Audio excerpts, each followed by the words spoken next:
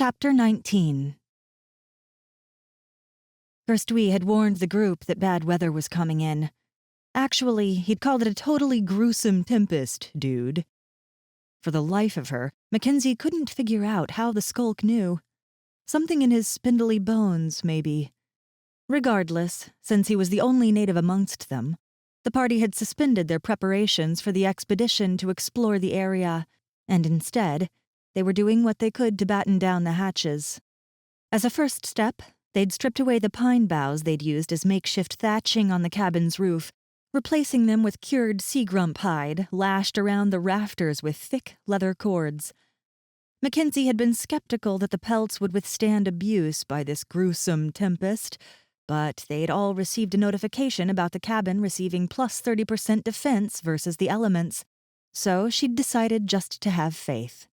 After replacing the roof, they'd stacked up a layer of stone blocks against the seaward side of the cabin, another 10% defense, before using more of the cured pelts to create proper bedrolls for each of the group members.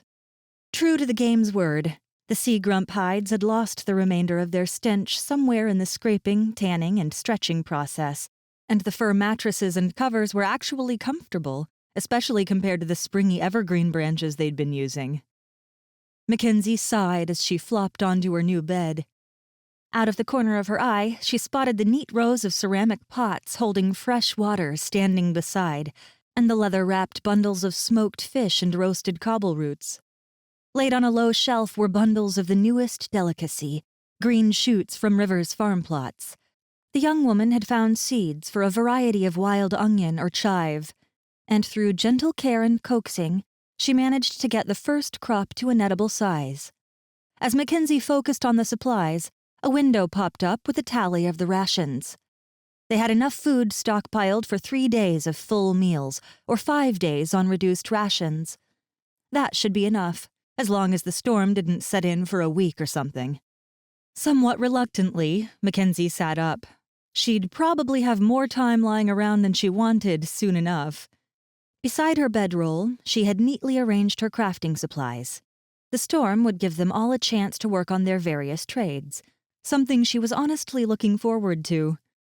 As she climbed to her feet, intending to get a little fresh air before the wind picked up, if it picked up, she opened the interface page for her skills and selected her Totems and Charms skill, now at 6 points. A little button popped up that let her open the list of recipes linked to the skill. Totems and Charms, Tier 1 recipes. Known: Stone Bond Charm, Shaman's Match, Hawk's Token, Basic Grounding Focus. Undiscovered: Life Flare Charm, Fountainhead Charm, Rat's Token, Zephyr Sight Totem, Nature's Gift. Requirements to unlock Tier 2 recipes. Totems and Charms, Skill of 10. 6 Tier 1 recipes discovered. Shaman chosen as basic class. Totemic disciplines chosen. 2 of 4 may be selected. Earthen, Animalist, Elemental, Green Bond. Totemic disciplines. That seemed like choosing classes of magic to focus on. If Mackenzie were to guess, the recipes she'd already discovered belonged to those schools. Stonebond Charm would have to be Earthen. Hawk's Token could only be Animalist. And Shaman's Match would fit with Elemental. As for the newest recipe, Basic Grounding Focus, she focused on the entry in the interface until a description popped up. Recipe: Basic Grounding Focus. Ingredients: ceramic bead, 2. Leather cord. Wooden dowel. Special requirement: Eternity Knot. A basic spell ground useful in both storing and nullifying magical energy. Mackenzie hadn't figured out how to use the focus item for anything yet, but she was guessing it was something like a counterspell totem, possibly with some other properties. Regardless, it seemed to fall solidly in the elemental discipline, which meant she had yet to discover a recipe from the Green Bond domain. If she were to guess, that would be a set of totems and charms associated with nature and plant life. The Life Flare Charm and Nature's Gift recipes probably fit into that discipline. Anyway, she had quite a ways to go before she needed to choose her disciplines. In the meantime, she could try to discover something green bondish. In preparation for the storm, the group had fashioned a door from a heavy flap of sea grump mare hide. It had been tied aside now, the lashings that would hold it over the cabin opening dangling from the roll of fur. Mackenzie felt a little shiver of foreboding when she noticed that a breeze was stirring the ties. Her eyes turned to the sea, and the chill in her belly deepened. Heavy clouds piled on the horizon, their bellies black and roiling. Closer, waves roared ashore, pounding the sharp rocks that stood like teeth from the beach. A heavier wind blew along the shore, tearing mist from the wave crests, and Mackenzie could smell the cold salt on the air. She curled her toes inside her boots and searched the nearby ruins for her companions. River was making her way back from the farm plot, concern creasing her brow as she looked to sea. The young woman carried a small armful of fresh greenery in her arms. She'd likely harvested the most vulnerable of the crops, hoping to salvage what she could rather than let the storm take it. Closer, Jace emerged from a cellar opening, his face grim. The man seemed to get bigger by the day. He'd recently needed to cut the legs from his trousers since they no longer fit over his expanding thighs. Over the cloth shorts that remained, he now wore a leather kilt-type garment that Mackenzie had fashioned from sea grump leather. As for his torso, he'd converted one of the woolen jackets into an open front vest. Leather straps buckled the vest shut over his bulging pecs and abs. Honestly, Mackenzie had a hard time not staring, and only partially because it boggled her mind how fast he'd put on mass. At the same time, his hair had grown longer and increasingly sun-bleached, and his beard wasn't yet Viking caliber, but it wasn't something to sniff at, either. "Good?" she asked when he approached. The man nodded. It would take a massive surge combined with days of rain to flood the cellars. We've still got a good 10 feet of elevation above the waterline. Well, that was good news. The cellar was a last-ditch retreat. They hadn't yet walled off the water entrance, meaning they'd be vulnerable to sea grump invasions. Plus, there'd be no way to keep the rain from flowing in around the loose-fitting flagstone trapdoor, and no one was keen to hang out in a stream while waiting for the storm to end. Still, they'd go to ground if they had to. A sudden grating sound wrenched Mackenzie's attention from Jace just in time for her to see a stone block tumble off a nearby wall and smash onto the crooked flagstones below. The wind gust smashed her a second later, sending her staggering back into the side of the cabin. Shit, Jace muttered. The man turned and cupped his hands around his mouth. Okay, people, get inside, now!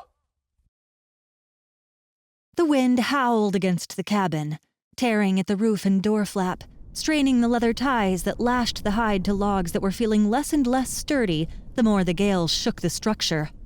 Crumbs of mud fell from the cracks between logs as the building shuddered, raining down on anyone who made the mistake of turning their face upwards. Shivering more from worry than the cold, Mackenzie tried to distract herself by pulling open her character sheet. Character: Mackenzie, Level 4. Base class: Unassigned. Class available: Shaman. Specialization: Unassigned. Unique class: Unassigned. Health: 44 out of 44. Mana: 47 out of 47. Totems active: 0 out of 2. Totem slots are awarded on a provisional basis. Accepting the Shaman class will add 1 slot at level 4. Accepting a different class will remove the slots. Attributes: Constitution, 1. Strength, 1. Intelligence, 3. Focus, 2. Agility, 2. Charisma, 3. Endurance, 2. Unspent attribute points, 2. Skills: Survival domain, Foraging coastal, 7. Snares and traps, 6. Manual labor, 1. Cooking, 6. Soft goods crafting domain, Skinning, 5. Basic leatherworking, 3. Tailoring, 2. Tanning, 5. Communications domain, Mediation, 1. Foreign language learning, 3. Skulk language, 11. Combat domain, Kicking, 2. Staffs, 1. Two-handed spears, 3. Stealth domain. Move silently. 3. Perception. 2. Concealment. 4. Miscellaneous. Totems and charms. 6. Mackenzie blinked as she took it all in. There were so many skills, and from exploring deeper into the domains, checking out just the Tier 1 options, she knew she'd scarcely scratched the surface. From the perspective of a game tester, trying to check the game balance and mechanics of so many advancement paths seemed insane. And that didn't even get into the extensive system of trades, or the rules for gaining attribute points. She glanced at her base information briefly, hesitating over the text regarding the shaman class choice. The ability to choose the class had appeared recently, but seeing as it might be a choice that determined the course of the actual rest of her life, she wasn't exactly leaping to commit until she had to. Anyway, for now, she focused on her attributes. For each level she gained, she earned a single free point she could spend to raise any of the scores. But she could also raise the scores by performing actions that used the attribute. Like many game systems, though, raising those attributes naturally would get harder the closer she was to the attribute cap of 2 points per level. Since she didn't yet know which attributes would be the most critical for her character advancement, Mackenzie had been very nervous about spending her points. Plus, the higher her level before she started using them up, the more she would probably gain from doing so. If this was like most games, it would get increasingly hard to gain points over time.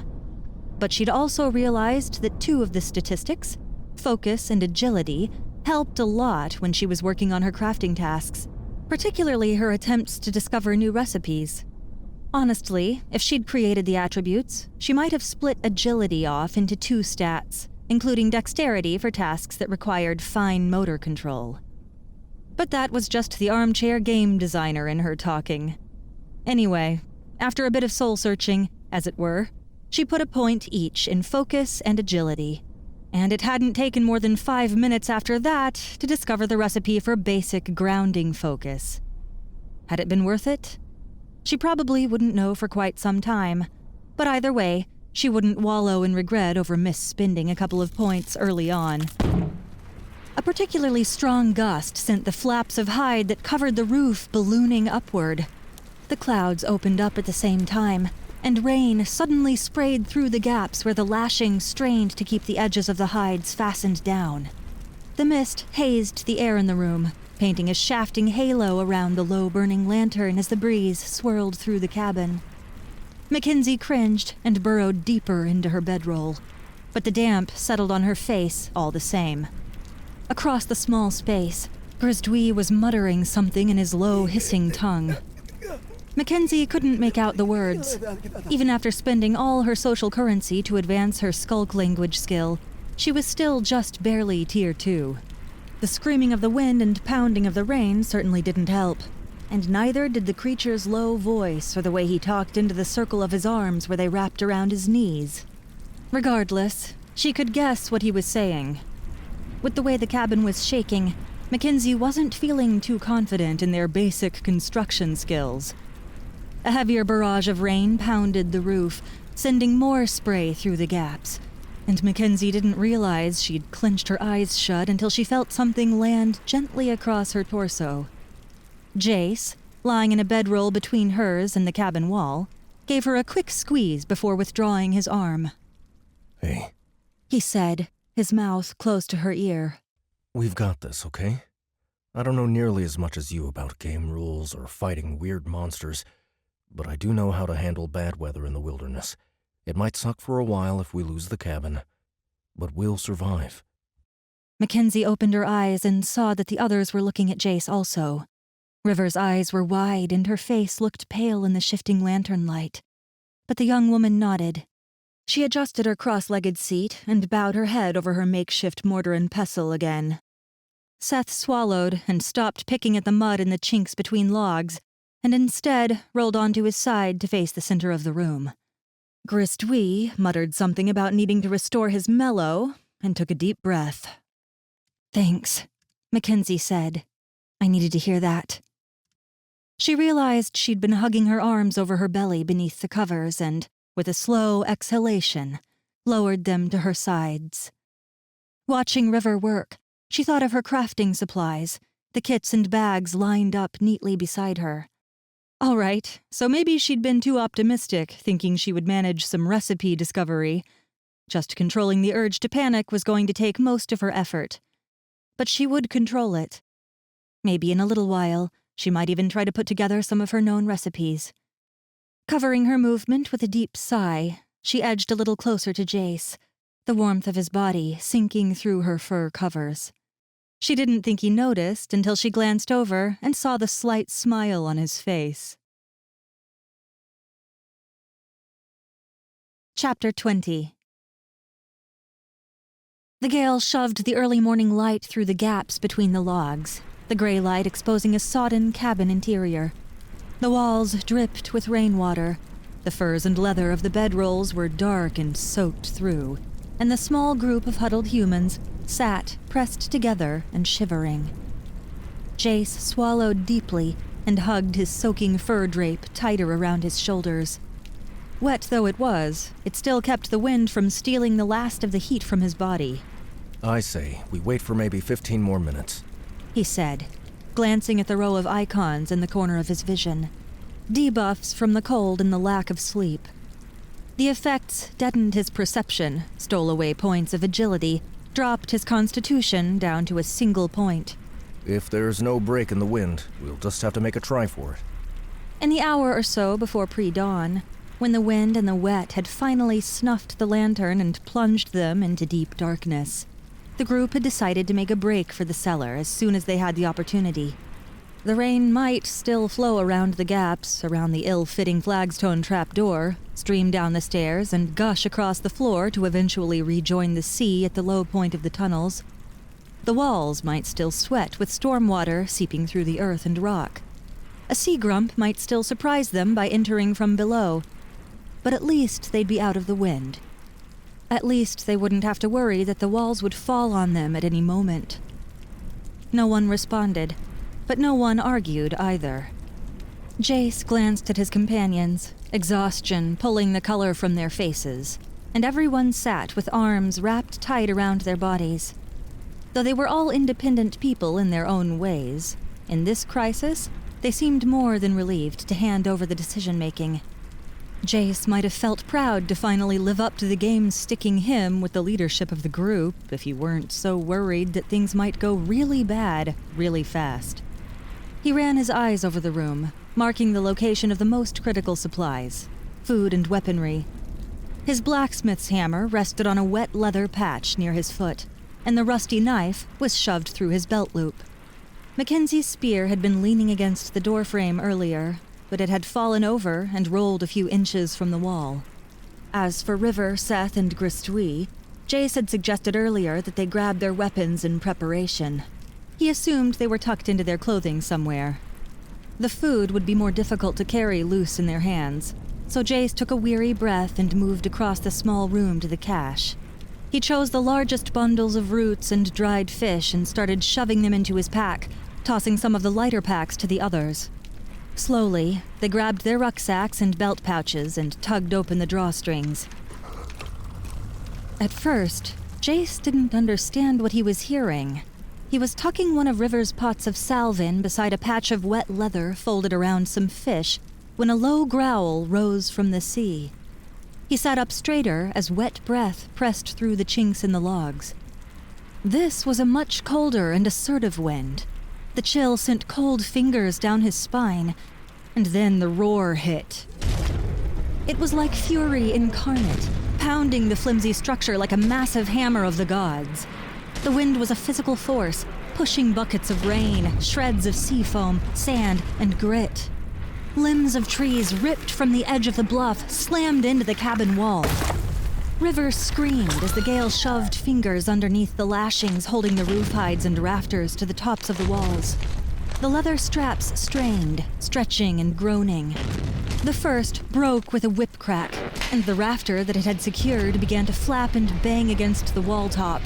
Basic wilderness cabin, minus 5% structural integrity. Basic wilderness cabin, minus 15% protection from the elements. Another strap broke, and another after that. The hides clung by dozens of small lashings to the rafters and only made the roof easier for the wind to grip.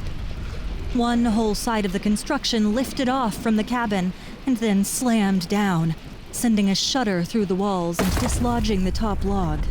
Basic wilderness cabin, minus 20% structural integrity. Basic wilderness cabin, minus 60% protection from the elements. Go, now! Jace slung his rucksack over his shoulder as he snatched up his hammer.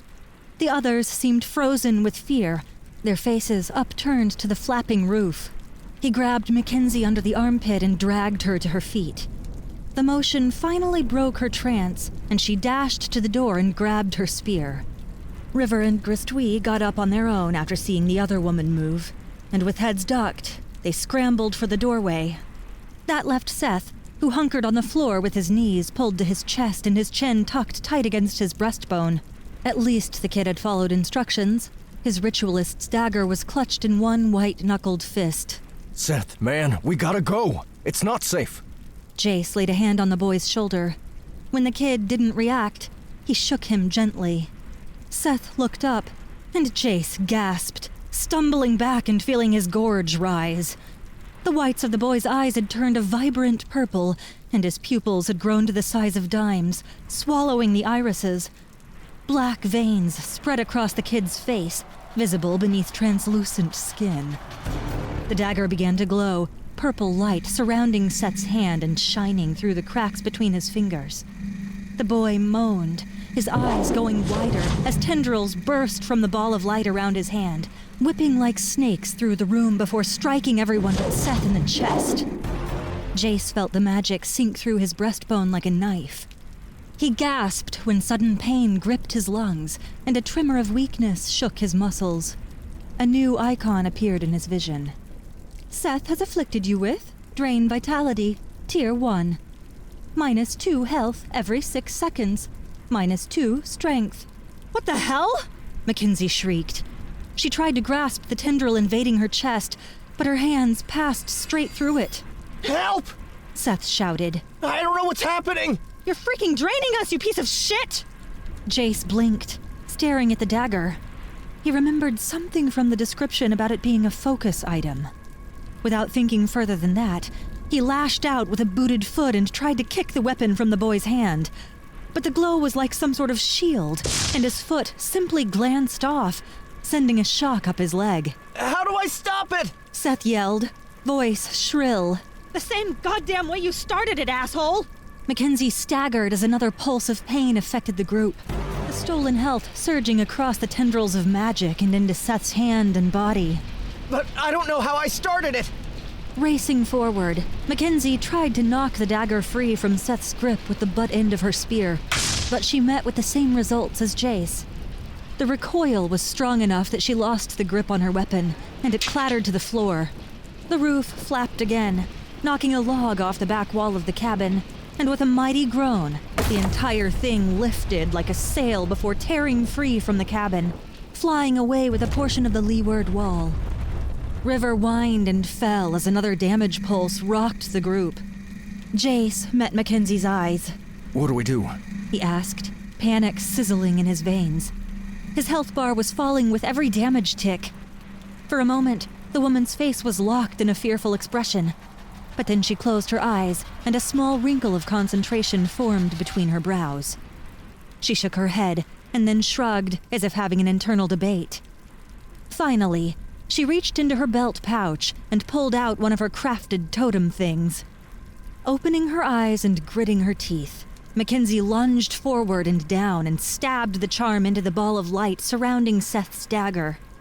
The little totem bit deep, and with a thunderclap, the glow surged and then collapsed into the totem. The Drain Vitality icon vanished from Jace's vision, and he nearly gagged with relief as the afterimage from the light made ghostly streaks in his vision. He took a deep breath, staring at the roiling sky and the sheets of rain and the ruined cabin. Then grabbed Seth up by the elbow and shoved him toward the door. Get below ground! He shouted. Chapter 21. The group hunkered down in the cellar for another day and night. During the flight from the cabin, no one had thought to grab the lantern. Not that it mattered much. The wick was probably too rain-soaked to light with the single shaman's match that Mackenzie still had in her belt pouch. Without the lamp, the underground chamber was pitch black at night. Even during the daylight hours, it was too dark to make out more than gray brush strokes in the shadowed murk. The only light leaked around the gaps around the trapdoor, and the constant flow of rain through those gaps reduced the illumination even further. By unspoken agreement, the party had huddled together against the back wall of the cellar, between the stairs and a slowly seeping natural cavern wall. No one spoke. They were too exhausted.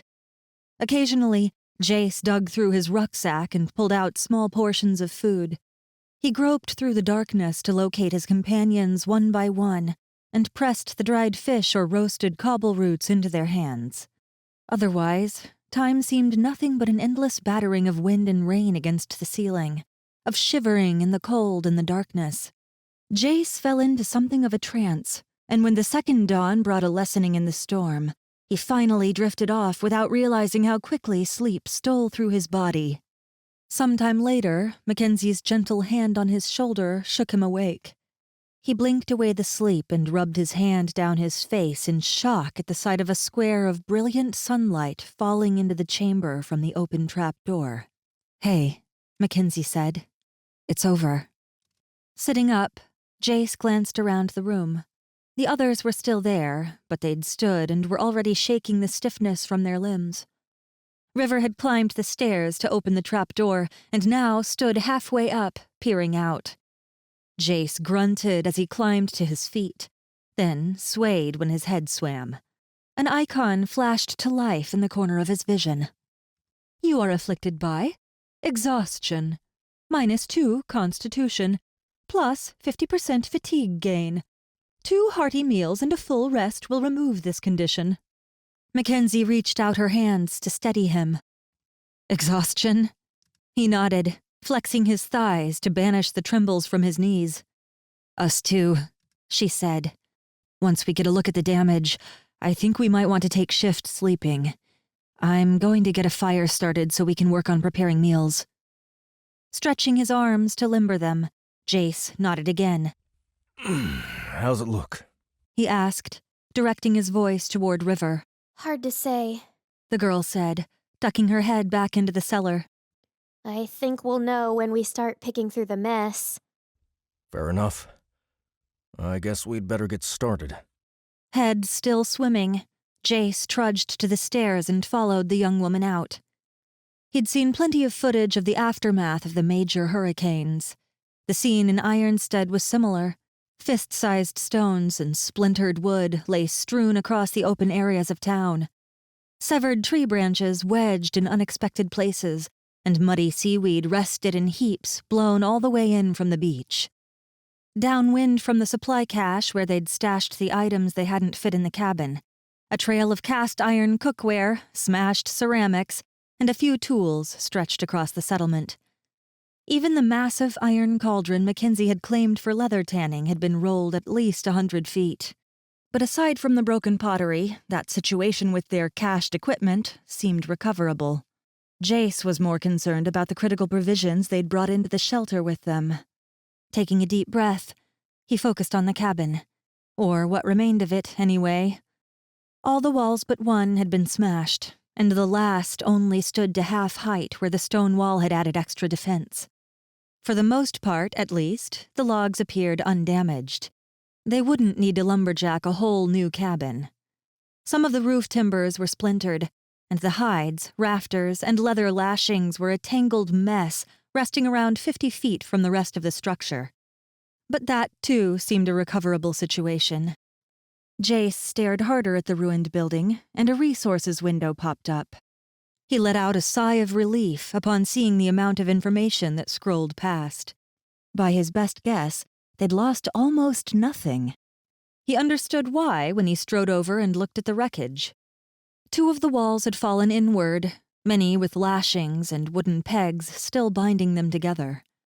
The timbers, flattened in that way, had pinned most of their bedding, food, and crafting supplies safely beneath the wood. He sank to a crouch and glanced toward Mackenzie. He guessed she'd received the same information when her shoulders abruptly slumped with relief. She met his eyes and nodded. "We're going to be okay," We are. Jace said, returning her nod. If we can manage our fatigue gain properly, I think we might even have the roof back on before dark. Okay, seriously! River said as she stopped in the center of a debris-strewn cobblestone path. This is ridiculous! We aren't just going to pretend that nothing happened, are we? To further grab everyone's attention, she let a stack of hides drop to the stones, creating a loud slap.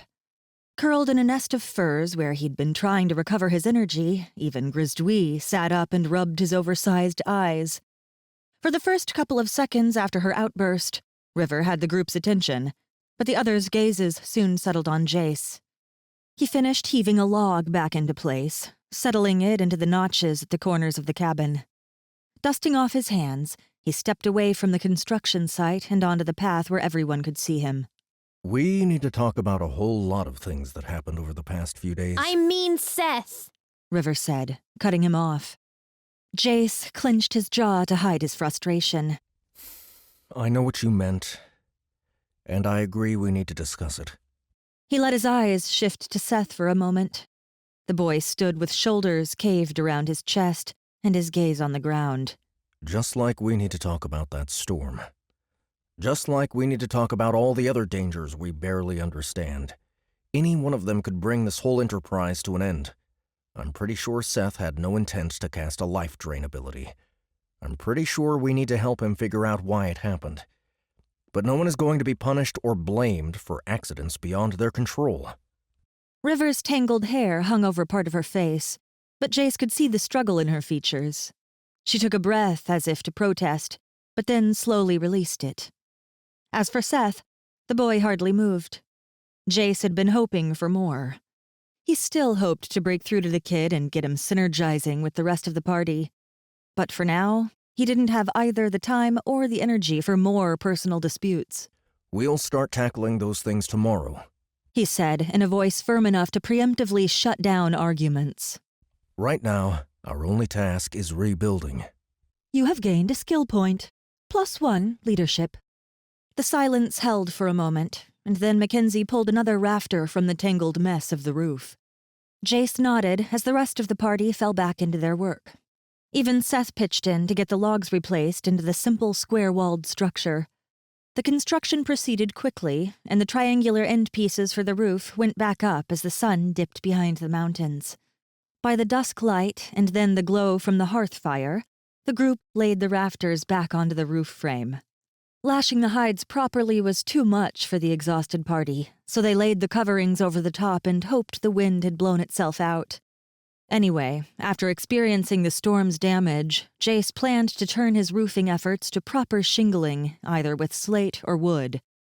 Along with that, he planned to take River's sketchy knowledge of historical mortar making and, with some experimentation and suggestions from his friends, figure out how to build walls that wouldn't blow down in a gale. Tomorrow, though. Not today. Chapter 22. The group climbed out of their damp bedrolls to find their exhaustion debuffs gone. They shuffled out of the cabin to see more crystal-clear sunlight streaming down on Ironstead. Though it wasn't later than mid-morning, the air was already warm enough to lay out more of the soft goods to be dried. The sun's warmth made it comfortable for the party members to move about in their tattered cloth while their leather pieces soaked in the sunlight as well. Even Seth had a small spring in his step as he headed off to forage for mushrooms, figuring the rain had probably brought the fungi springing from the forest floor. Even the air smelled more alive as ferns unfurled and spring leaves opened to the warming season. I've been thinking. River said as she accompanied Jace to the beach. The sourberry varieties we've been harvesting must be last year's crop. It's too early for plants to have flowered and fruited. You're probably right, Jace said. I guess I hadn't thought much about it. The same must be true with the cobble roots. The plants we're pulling must be second-year growth from tubers that fattened last fall. The bright side is that as long as the coastal area doesn't get buried in snow, we should be able to forage even in winter. Keeping that in mind, we'll want to try to preserve some sweet accompaniments to the sour berries. Maybe even figure out the winemaking. Jace shrugged. You're our resident farming and foraging expert. I don't see any reason to debate. He didn't mention that the notion of being here through a full calendar year terrified him. It seemed logical, maybe even inevitable, but he didn't like to think about it. But on the downside, I think, is that already we've overharvested the nearby area. Things like mushrooms are fine. Those seem to sprout no matter what. The thing is, I don't know how many first-year cobble roots are going to sprout from last year's seeds. Maybe we'll be pleasantly surprised. I'm just afraid we'll eat ourselves into a famine. We need late summer seeds for next year's wild crop and my farm plots. Okay. So what's your suggestion? From now on, I think we need to forage much farther afield while the weather is nice so that we can stick closer to home when it's not. Jace reached the lapping water at the tide line and pulled out his makeshift fishing pole, a thin ash branch tied with the horsehair fishing line Mackenzie had given him. By now, he knew exactly the sort of rock to turn over to find bait slugs, and within just a few moments, his hook and lure were in the water. Meanwhile, River began chasing crabs. She still didn't catch many, but when she did, the delicate taste was divine.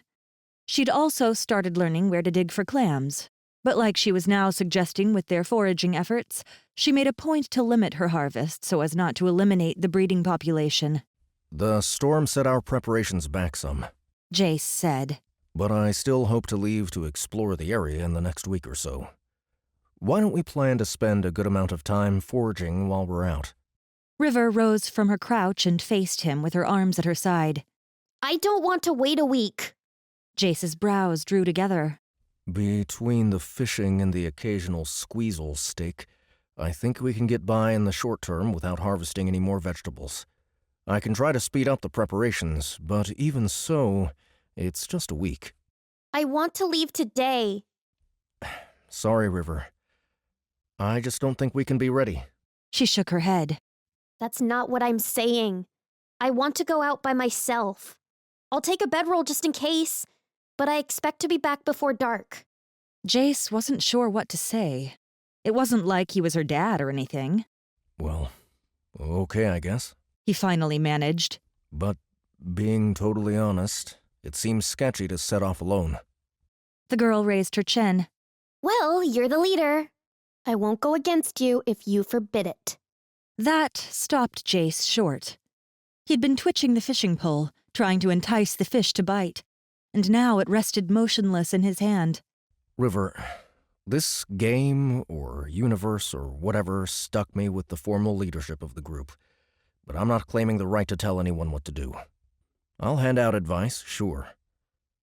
Otherwise... The young woman's mouth twisted up a bit, and she leaned over to pick up a sand-covered beach rock. She inspected it while thinking, picking at a little tuft of algae in one of the crannies. Well, I gotta say I disagree with that plan.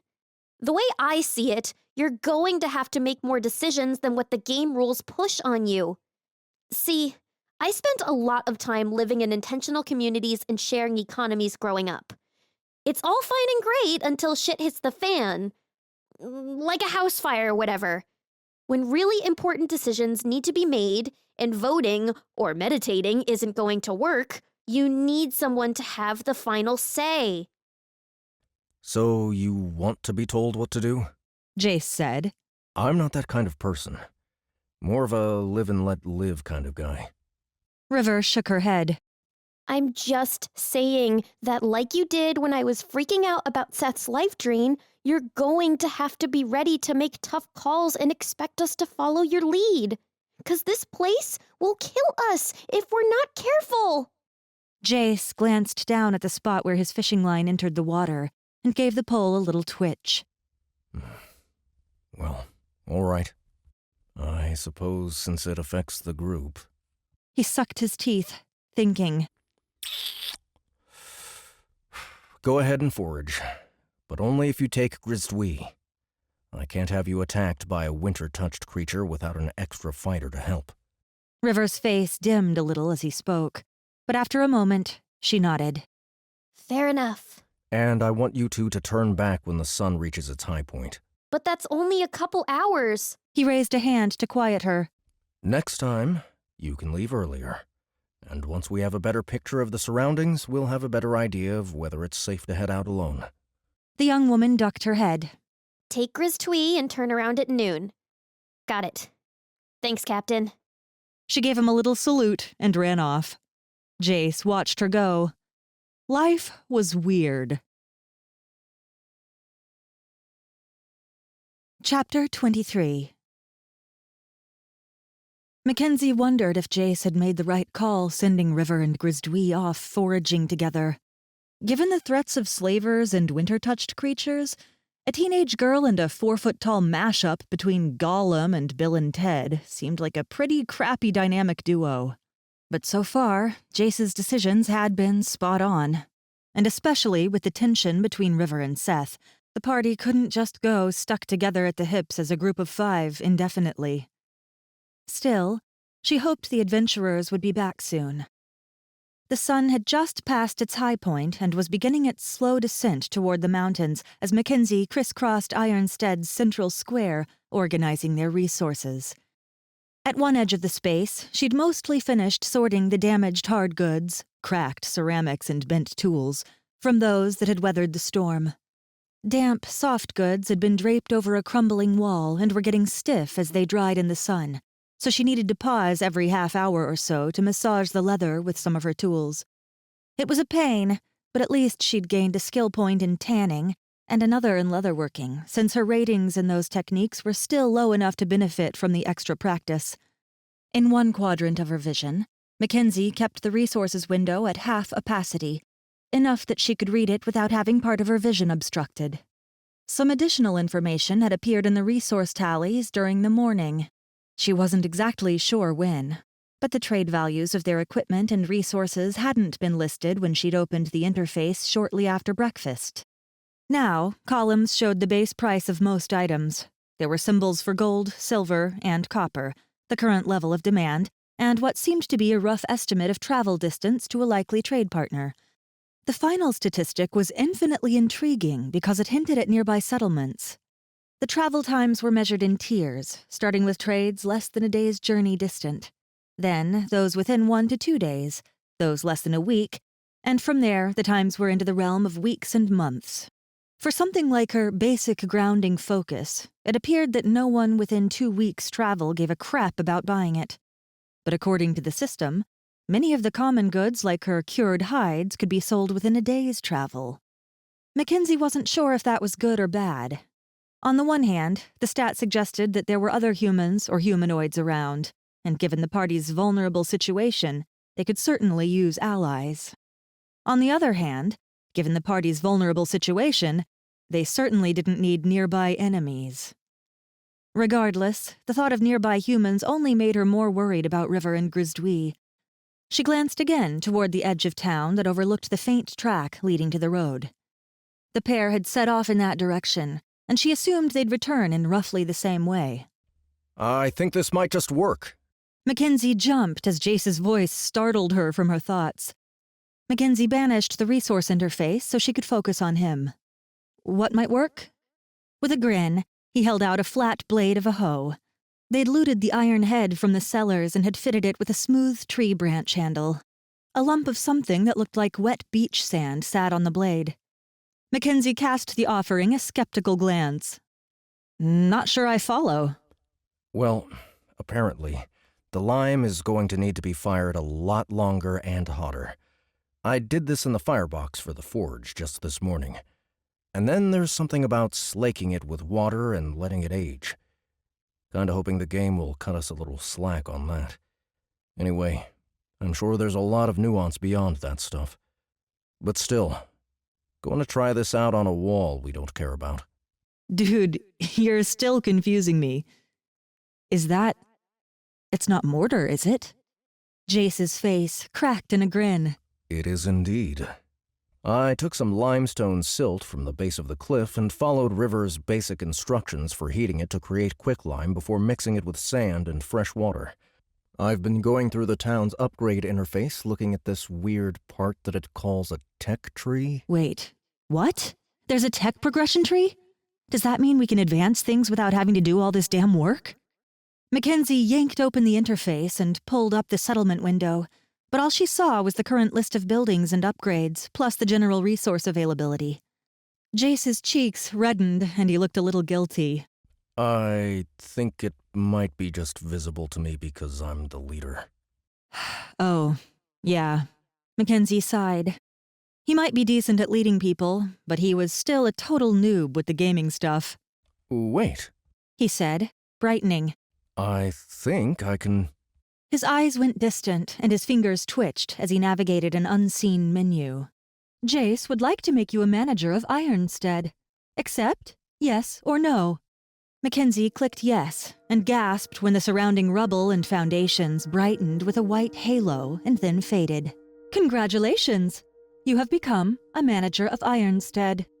You may view all available upgrades and make decisions on technological advancement for any tech tree nodes, one or more tiers below the most advanced settlement tech. Current max advancement. Tier 1. Technologies at that level. Food preparation and storage, fortifications, basic construction. You may decide on tech at Tier 0 or below. Tier 0? Seriously? So she could choose stuff, but none of the important stuff? Did that make her, what, middle management? So what happens if we choose to unlock a technology? She asked. Does it save us all this dumb work? Jace tapped a toe against the cobblestones and stared at the ground. I was kind of hoping you could tell me. So far, it seems like we've raised certain technologies by doing stuff, so I was ignoring the options. But there's a pool of settlement points we can use to unlock new options.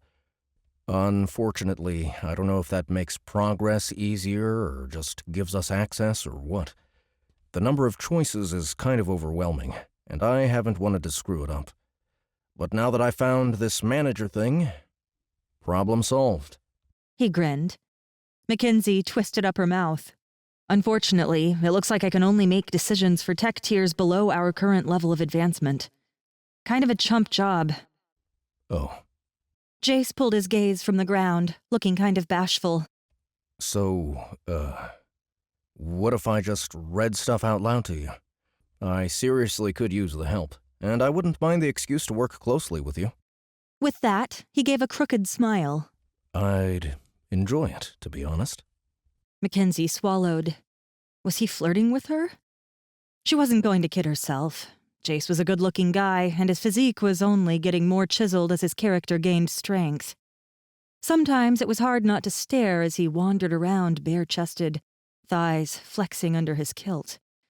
But yeah, if things happened between them, it would be a pretty big shift in group dynamics, and she might just be reading too much into his statement. She looked away to avoid blushing. For now, they had bigger issues to deal with. Hey, guys. Apparently, Jace hadn't heard Seth's approach either, because as Mackenzie jumped and whirled to face the boy, she saw the man take a protective step toward her. Maybe he would have done that for any of the group members, but Mackenzie's belly still warmed at the gesture. What's up? Jace asked, relaxing. The boy's eyes flitted back and forth between them, finally landing on Mackenzie. I was hoping we could talk. When Jace started to respond, Seth shook his head. Just me and Mackenzie. It's gamer stuff.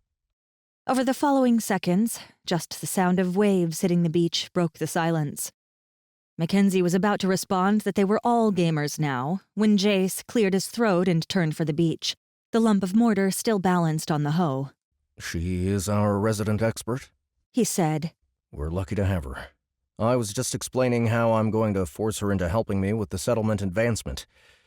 Anyway, gonna lay this mortar to see how it sets, then get a line and hook in the water.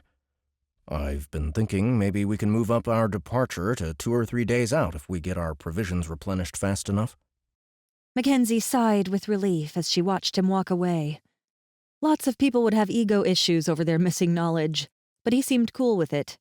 She was glad that he wanted to leave earlier, too. That was one thing she'd noticed about Jace. He was maybe too conservative about preparations, probably because he was used to buying whatever supplies he needed for backpacking trips in the mountains. In the American wilderness, he couldn't just hunt for food whenever he needed it. But here, the region called Rhyme Shore, according to their map, they could gather food on the move nearly as easily as they could at home. So, she said, turning to Seth. Gamer talk. Any reason you didn't want Jace listening in? He's still learning, sure, but it's better if we figure this stuff out together. We can do that, right? A flash of emotion crossed the boy's face as his cheeks darkened. You know what? I'm thinking I don't want to talk after all. Shit. She hadn't meant to piss him off. Dude, Seth. Sorry. It was just a suggestion. Want to walk and talk or something? Is it about the drain vitality stuff? For just a moment, the boy's shoulders relaxed, and Mackenzie thought she'd recovered the situation. But then he balled his fists. Nah, it's not like I can't figure this shit out on my own. Don't need a whole hippie commune to deal with my stupid character build. With that, he turned and stormed off. Mackenzie sighed. Not that she'd ever really put parenting on her long-term plans, but this time with teenagers was totally killing any ounce of consideration she might have given it. Chapter 24. Jace squatted and worked his fingers under the bottom edge of another large stone block until he had enough purchase to lift it. His thighs and glutes strained, and the calluses on his fingers slipped before catching on little ridges and crystals in the stone. Shouting, he straightened up and one heavy, grunting step at a time, walked to the line of blocks he was laying at the edge of the bluff. He squatted again, making it halfway down before his trembling thighs and shaking grip gave way. The block, it had to weigh at least 350 or 400 pounds, slammed down, shaking the earth. Gritting his teeth, he pushed it into place beside the last stone he'd carried. You gain an attribute point, +1 strength. You gain a skill point, +1 manual labor. You gain a skill point, +1 stonemasonry. Jace remained in a crouch while he caught his breath, then stood and looked at his work. The single row of blocks now stretched around 50 feet along the aspect of the bluff that faced the road. He'd placed the new wall a couple of feet back from the edge, leaving space to continue to use foliage to screen the bluff top and disguise the presence of human activity. But they couldn't treat Ironstead as a hidden refuge forever. Someone was bound to discover them, either by smelling their fire or spotting their tracks, or just wandering along the beach and happening upon the trail that ascended the bluff there. Better to have a fortress than a hideout when that time came. Taking a deep breath, he opened the settlement interface again and paged over to the fortifications section. Fortifications, plus 30% effectiveness on all improvements due to high ground. 1 camouflaging foliage screen. 12 interior half walls, 80% damage.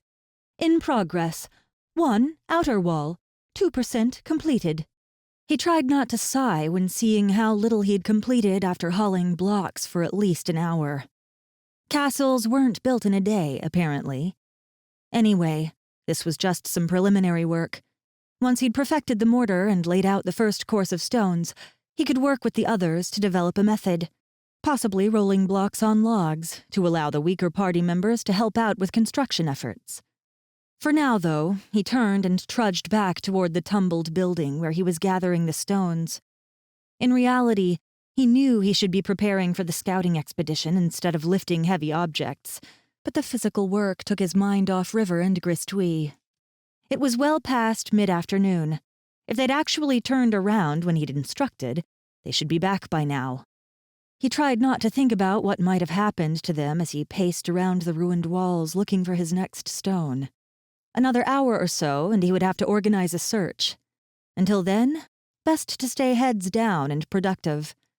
Spotting a likely stone block, he stepped through a tangle of brush that had grown against the wall. As he stooped to inspect the block, looking for the best place to grip the stone, a shout from the direction of the road brought him bolt upright. Jace! Help a brew out here! Like, Seriously, stat!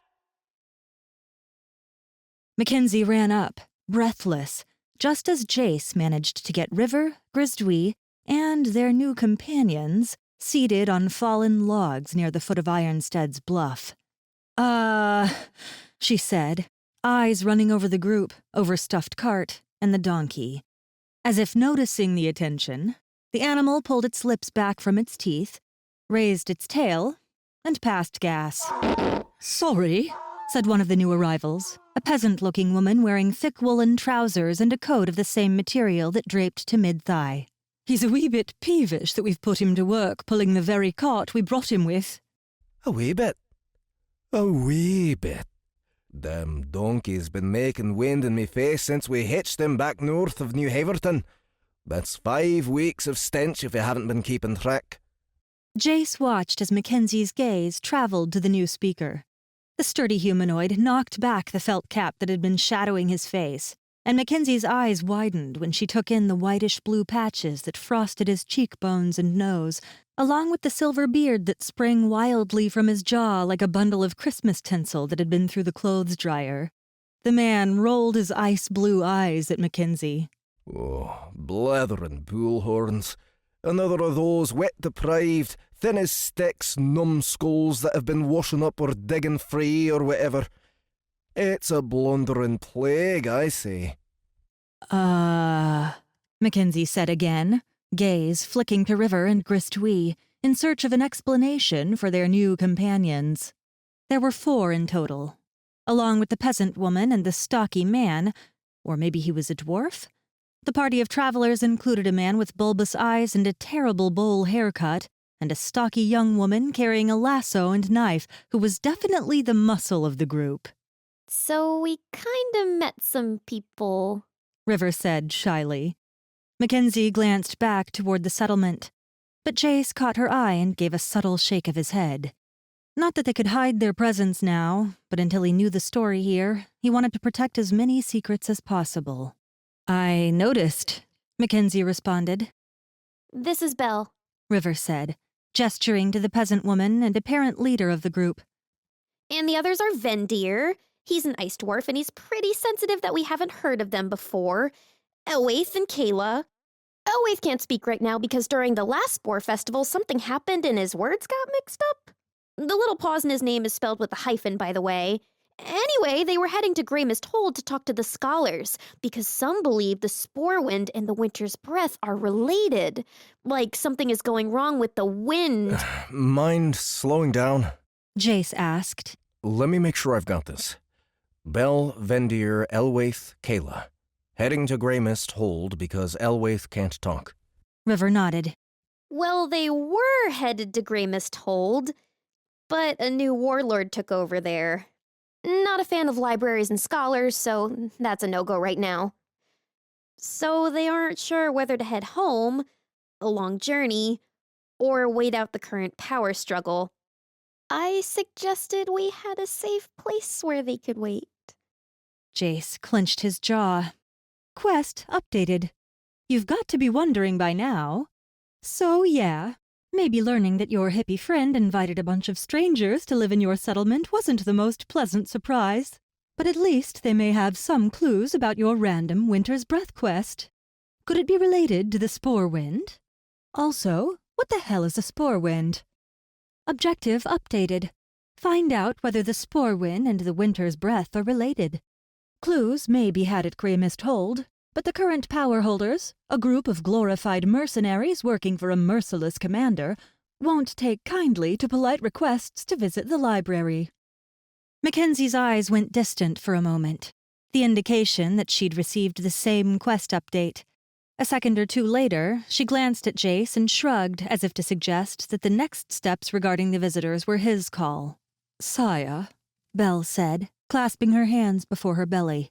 "I realize that our arrival may cause you some concern. We've encountered a few of your type before. Some have been welcoming, while others—" She swallowed and cast her eyes down. "Suffice it to say we are fortunate to have Kayla along to guard a quick retreat." The ice dwarf, Vindir, coughed and grumbled something in a language Jace didn't recognize. You gain a skill point. +1 Dwarven language. You gain an expertise point in a subskill. +1 Ice Dwarf dialect. Belle pursed her lips a moment. And I suppose it could be added that Vindir's shielding magic was of some aid. If only it didn't come with such gloating after the fact. Oi! Vindir said. 'Tis expected that any gifted dwarf show gratitude for the northern blessings by drawing attention to the benefits. This has nothing to do with me, woman. Right, Belle said as the buff woman, Kayla, rolled her eyes and smirked. Buttered bladesmiths. I swear there is no respect in these lands for cultural differences. The dwarf's beard trembled as he set his jaw and crossed his stumpy arms over his chest. Tell you what, Kayla said. The woman's voice was higher than Jace would have expected, almost sweet. He made a mental note to think of her as more than a burly guard, just like Belle was surely more than an assertive peasant woman. Next time we run into a trade caravan from the ice ravines, we'll go ahead and ask them about these customs. If it turns out we've been unfair in complaining about your outrageous bragging... Outrageous bragging? The dwarf shouted. All I said was thanks to the Northern Fae and Winter Skirlings the shield held, or we might not have made it. Belle and Kayla burst out laughing. Well, I don't think that's quite accurate, Belle said. I believe it was something like, Thank Vea, the Northern Fae chose such a worthy, brave, and clever vessel to endow with their blessings. But fair enough. I think we can let the issue rest. The woman turned her attention to Jace. As I was saying, our reception with your kind has been mixed, at best. I hope we can earn your goodwill with some of the goods we've brought in trade. I've already shown some of this to your companions, and they've suggested you might have resources that would make a fair bargain. Congratulations! You have gained access to new information regarding the trading of items and resources. Consult your interface for the added statistics. Trades can be proposed verbally, but finalizing exchanges with those outside your settlement community will require confirmation via your interface. Within your community, unfair trades are considered sharing. But with strangers, many not so savvy newcomers to the world have found themselves accused of thievery, or worse. So for now, this is for your own good, you hear? Whoa. Jace muttered, stepping closer to Mackenzie. I just got a bunch of new information, apparently. It's... She cast him an amused smile. You mean the new statistics on sale prices and demand and things like that? He blinked. Wait. I just finished reading the message. How did you... We actually got access earlier today. Probably when these guys made contact with outsiders bearing trade goods, I would guess. I just happened to be a little more observant. Or a data geek. Jace said, nudging her with his elbow. She smirked. Or that. Turning back to the larger group, Jace nodded at Belle. We don't have much daylight left. You're welcome in our small settlement for the night. Perhaps for longer. As my companion here suggested, we've been working to create a safe refuge for ourselves here. But before I extend a formal invitation to stay on, I need to give everyone a chance to speak their minds to me privately. I hope you'll understand. Belle nodded, small dimples denting her cheeks when she gave him a nod of approval. That's more than generous, and I hope we can repay you whatever amount of hospitality you feel you can extend. Jace stepped aside and dragged at one of the downed saplings they'd used to disguise a section of path that led around the escarpment to the trail on the beach side. The cart wouldn't make it up the path, but the gassy donkey and the visitors should have no trouble navigating it. Question, though. He said. Aye? You said you've run into our kind. What did you mean by that? Ah, Belle said. So you're that variety of starborn? Jace and Mackenzie shared a look. He said at the same time that she said, Starborn? Belle took a deep breath. As you said, we don't have much daylight remaining. From what your friend River tells me, you didn't weather the Titan's fist much better than we did. Nasty, nasty storm this time.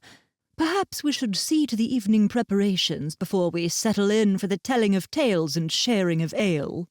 Wait, you have ale? Mackenzie said. The finest brew to come out of the crest, no matter which ravine. The dwarf said, puffing his chest. Fermented the grain and hopped the mash and spiced the brew myself. And if that weren't enough proof, I personally tasted a pint from each and every keg produced. Despite the earlier complaints about Vindir's bragging, none in the group of newcomers countered this statement. Even Elwaith nodded, showing that he might not be able to speak, but he could certainly understand what was going on. It's good, Kayla said. He's been known to take an apprentice brewer now and again, Belle said with a twinkle in her eye, though he won't undertake such education lightly. The task won't be finished until at least a barrel or two of apprentice brewed ale meets his standards. And any that doesn't must be consumed first, so that the would-be brewer really gets in touch with the shortcomings. Mackenzie seemed to be swaying on her feet. Jace, can we keep him? Please! He smirked. I guess there won't be much of a need for a private conversation with you about the topic, huh? She shrugged, looking a little sheepish. I've got to admit, the only thing I miss more than a Friday night beer with my QA team is my morning coffee. And River is already looking for a substitute. Well then, I suppose it must be Friday somewhere, right? He said, suddenly imagining being somewhere far away, sitting across a bar table from Mackenzie and watching her watch the other patrons, a smile on her lips when she spied something amusing. He quickly shook away the vision. Bars and restaurants and things like real clothing to keep off the weather were from a different life now. A life where he never would have crossed paths with a game tester anyway. Let's figure out where these guys are going to sleep so we can put back a pint or two of this ice dwarven brew. Jace slowly paged through the lists of items, both the settlement resources and the stocks from the traveler's cart, while he nursed a ceramic pot full of dwarven ale, watched the fire, and listened to Belle's stories.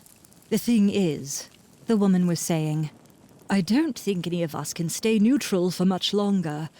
We've been letting the folks at Greymist vie for control for years, just hoping the troubles don't spill our way. But now we've got slavers working through the winter, got the winter-touched creatures spreading over the land, and here we are with poor Elwaith losing his words, only to find we can't even seek help because the tyrants in Greymist Hold don't believe in book learning. I've been telling those who will listen that this new wave of Starborn... Plague. Vindir muttered. Belle rolled her eyes. The recent appearance of so many Starborn folk just might mean that Vea is watching over us in her own way. Your kind always was strangely keen for combat. Our legends talk about how you worship some quantity you called XP. The thirst for it even stole your fear of death. Though, to be fair, we also know the stories of how your kind could be reborn after falling. Mackenzie set her pot of ale down. Starborn are gamers? I assumed you just meant people like us who were... She shrugged. Transported from other places, I guess. Belle pressed her lips together while considering her words. Okay, here's the gist of it. Many generations ago, for perhaps a century or more, hordes of these people known as Starborn appeared in our world. Always they came with such a passion for killing or crafting, obsessed with the betterment of their skills. Some would sail to the edges of the world just to be the first to get some sort of mythical discovery achievement. It was a difficult time, because the heavenly powers attempted to sate this thirst for conquest by conjuring terrible enemies. Demons and the like swarmed over the land, or so it was told to me. Jace watched Mackenzie take in the information, her lips working silently as she mouthed what seemed to be expressions of shock or confusion. She glanced at him. It sounds like an MMO. But seriously, how? How are we here? Were these Starborn ever able to return home? Jace asked. Belle chewed the corner of her lip. Well, to be honest, I don't quite understand it. Seems the earlier Starborn lived 2 lives, inhabiting both our world and the Starborn realm. But as I've learned from the friendly settlement at New Haverton, none of your current generation are in touch with your origins. So there are more of us. River said. I thought that's what you meant, but I didn't want to get my hopes up too much. She glanced at Jace and Mackenzie as if pleading to go visit this New Haverton community right away.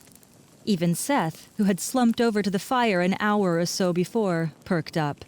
They've done well for themselves at New Haverton, Belle said. Have a real sort of town built on the foundations of a place that, like here, was ruined during the Cragscale Wars.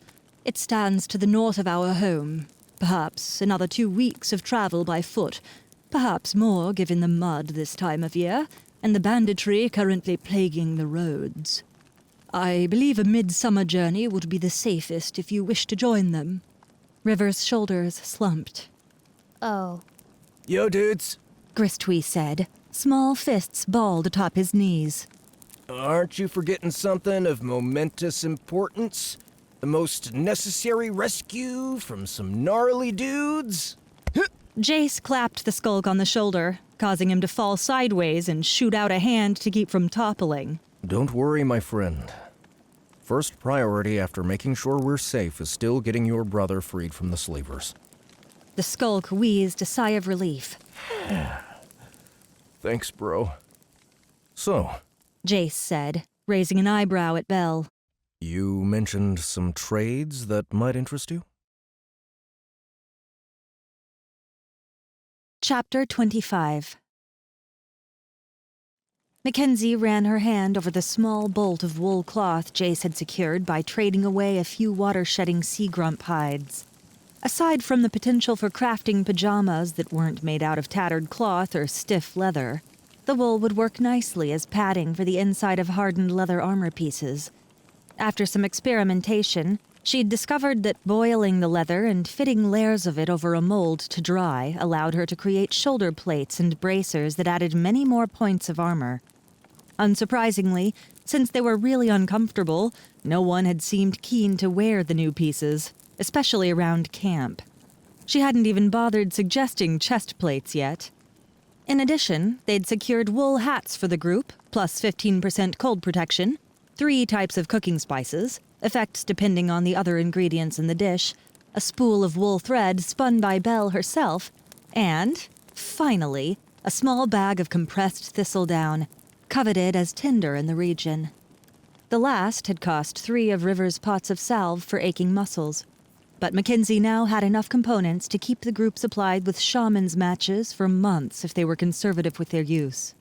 The new supplies were now tucked just inside the door of the cabin, within arm's reach, but guarded against stray sparks from the fire by the cabin's front wall. Mackenzie smiled, remembering the reaction on the newcomers' faces when she'd created and used a shaman's match as a demonstration. If the Starborn group could be considered players, she might as well think of the travelers as NPCs. It seemed like the NPCs in the area hadn't witnessed much in the way of magic, at least not recently. It was kind of like being a celebrity. As she fingered the wool cloth, hemmed at the raw edge to avoid unraveling, she caught Belle glancing her way. "Care to learn how it's made?" the woman asked. "I have a small amount of fleece I could donate, and beyond that, wild flax, morning worm silk, and some other forest fibers can be worked together. I can teach you where to find the materials. Belle is offering you a quest. Cloth fiber arts. You, too, could be the hit of farmers' markets and knitting circles. Objective: under Belle's guidance, learn the arts of the spindle and loom, as well as the best places to collect raw materials for your work. Reward: journeyman status as a weaver. Requirements: the group must be convinced to let Belle's party stay in Ironstead. Accept? Yes or no?" Mackenzie read the pop-up a couple of times before taking a breath and clicking accept. She wasn't sure she had time to take on another craft, but since there was no penalty for failure, she wasn't about to turn down a quest opportunity. Where were you guys when I was up to my elbows in disgusting bark water and animal flesh soup? She asked with a smirk. I'm surprised I figured out tanning at all. Belle's brow wrinkled. Well, I can't say for certain, seeing as I'm not sure when you went through this process, but I suspect we were somewhere along the road south. Mackenzie laughed a little. Sorry, it was a figure of speech. Yes, I'd be pleased to learn from you if it works out. River yawned, a state which quickly spread across the group. Earlier, the NPCs had pitched a tent in the town's main square, and she spied Elwaith glancing in that direction. What do you all say we get some rest? She said, standing. Or trying to stand, anyway. Unfortunately, it appeared that she hadn't really been tracking the amount of ale she'd put back. It hadn't been more than a single pot, had it? As she staggered backward into the wall, she spotted Jace trying to rise from the stone block he'd been using as a seat. The man caught his heel on the block, windmilled his arms, and only barely kept his feet. His eyes were wide as he swayed. Whoa! He said, keeping his arms outstretched for balance. The newcomers laughed, nudging one another with their elbows and casting knowing looks. Sorry, Belle said. Should have warned you. We're always forgetting that Starborn don't have experience with dwarven ale. Conveniently forgetting, Kayla said with a wink. Gristouille snorted and pointed at his still half-full pot of ale. Noobs. Dudes! Wake up! Mackenzie jerked awake and threw off her fur covers, accidentally elbowing Jace in the face. The man yelped and flailed his arms as she sat up and frantically looked around for Gristouille to see what the problem was. Then, the headache hit. It was like a steam iron pressing into her brain. Oh, shit, she muttered. What happened? Jace sat up beside her, cradling his head. Dudes! Gristouille's wheezing voice pierced the walls of the rebuilt shelter just moments before a shaft of unbearably bright light lanced through the doorway as the skulk yanked the door flap aside. What the fuck? Seth sat up and shaded his eyes. Asshole! Mackenzie didn't remember if the kid had consumed any dwarven ale. She remembered thinking that he was underage and then realizing that 1, he wasn't her responsibility, and 2, they weren't on Earth anymore. Anyway, hard to say if he was hungover or just being himself. What is it, Gristouille? The skulk looked at her, curled his lip, and sighed. Yo, you gotta build up your alcohol tolerance stat before drinking so much ale. The after effects are gnarly, babe. Babe? Mackenzie groaned. Did you have a reason for yelling? Because if not, I just want to go back to sleep. Duh. Of course I have a reason. You and my bro, Jace man, need to get out here. I have something of most intense urgency to present to you post-haste. Most intense. Why does he have to talk? Jace asked, leaning his forehead on her shoulder. I keep taking a point of hangover damage every time he speaks. Mackenzie glanced at the corner of her interface where she had a hangover, major debuff. Jace's must be even worse if he was taking damage. River sat up and groaned, blinking in the light. She grimaced, then crawled across the shelter to her stash of healing potions and salves. She rooted through them clumsily and came up with a small ceramic pot. The lid came free with a quiet pop as the leather seal disengaged.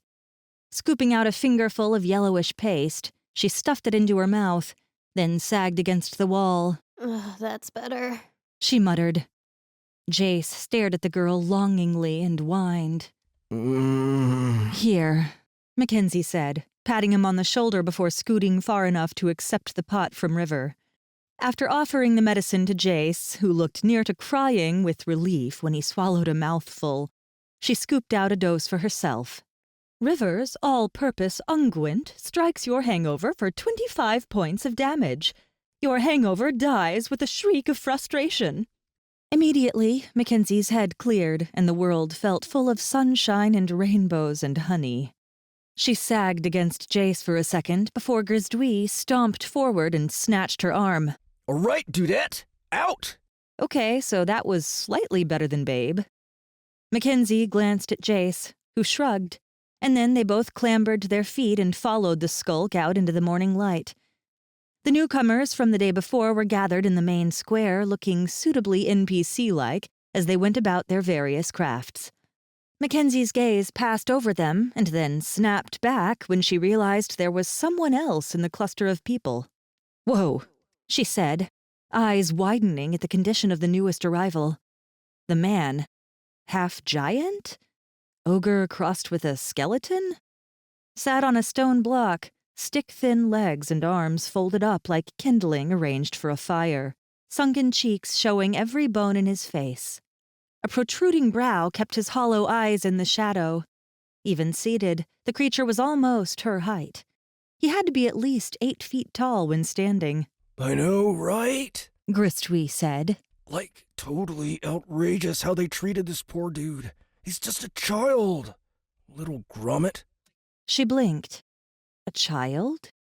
Now that she looked closer, she could almost see the proportions.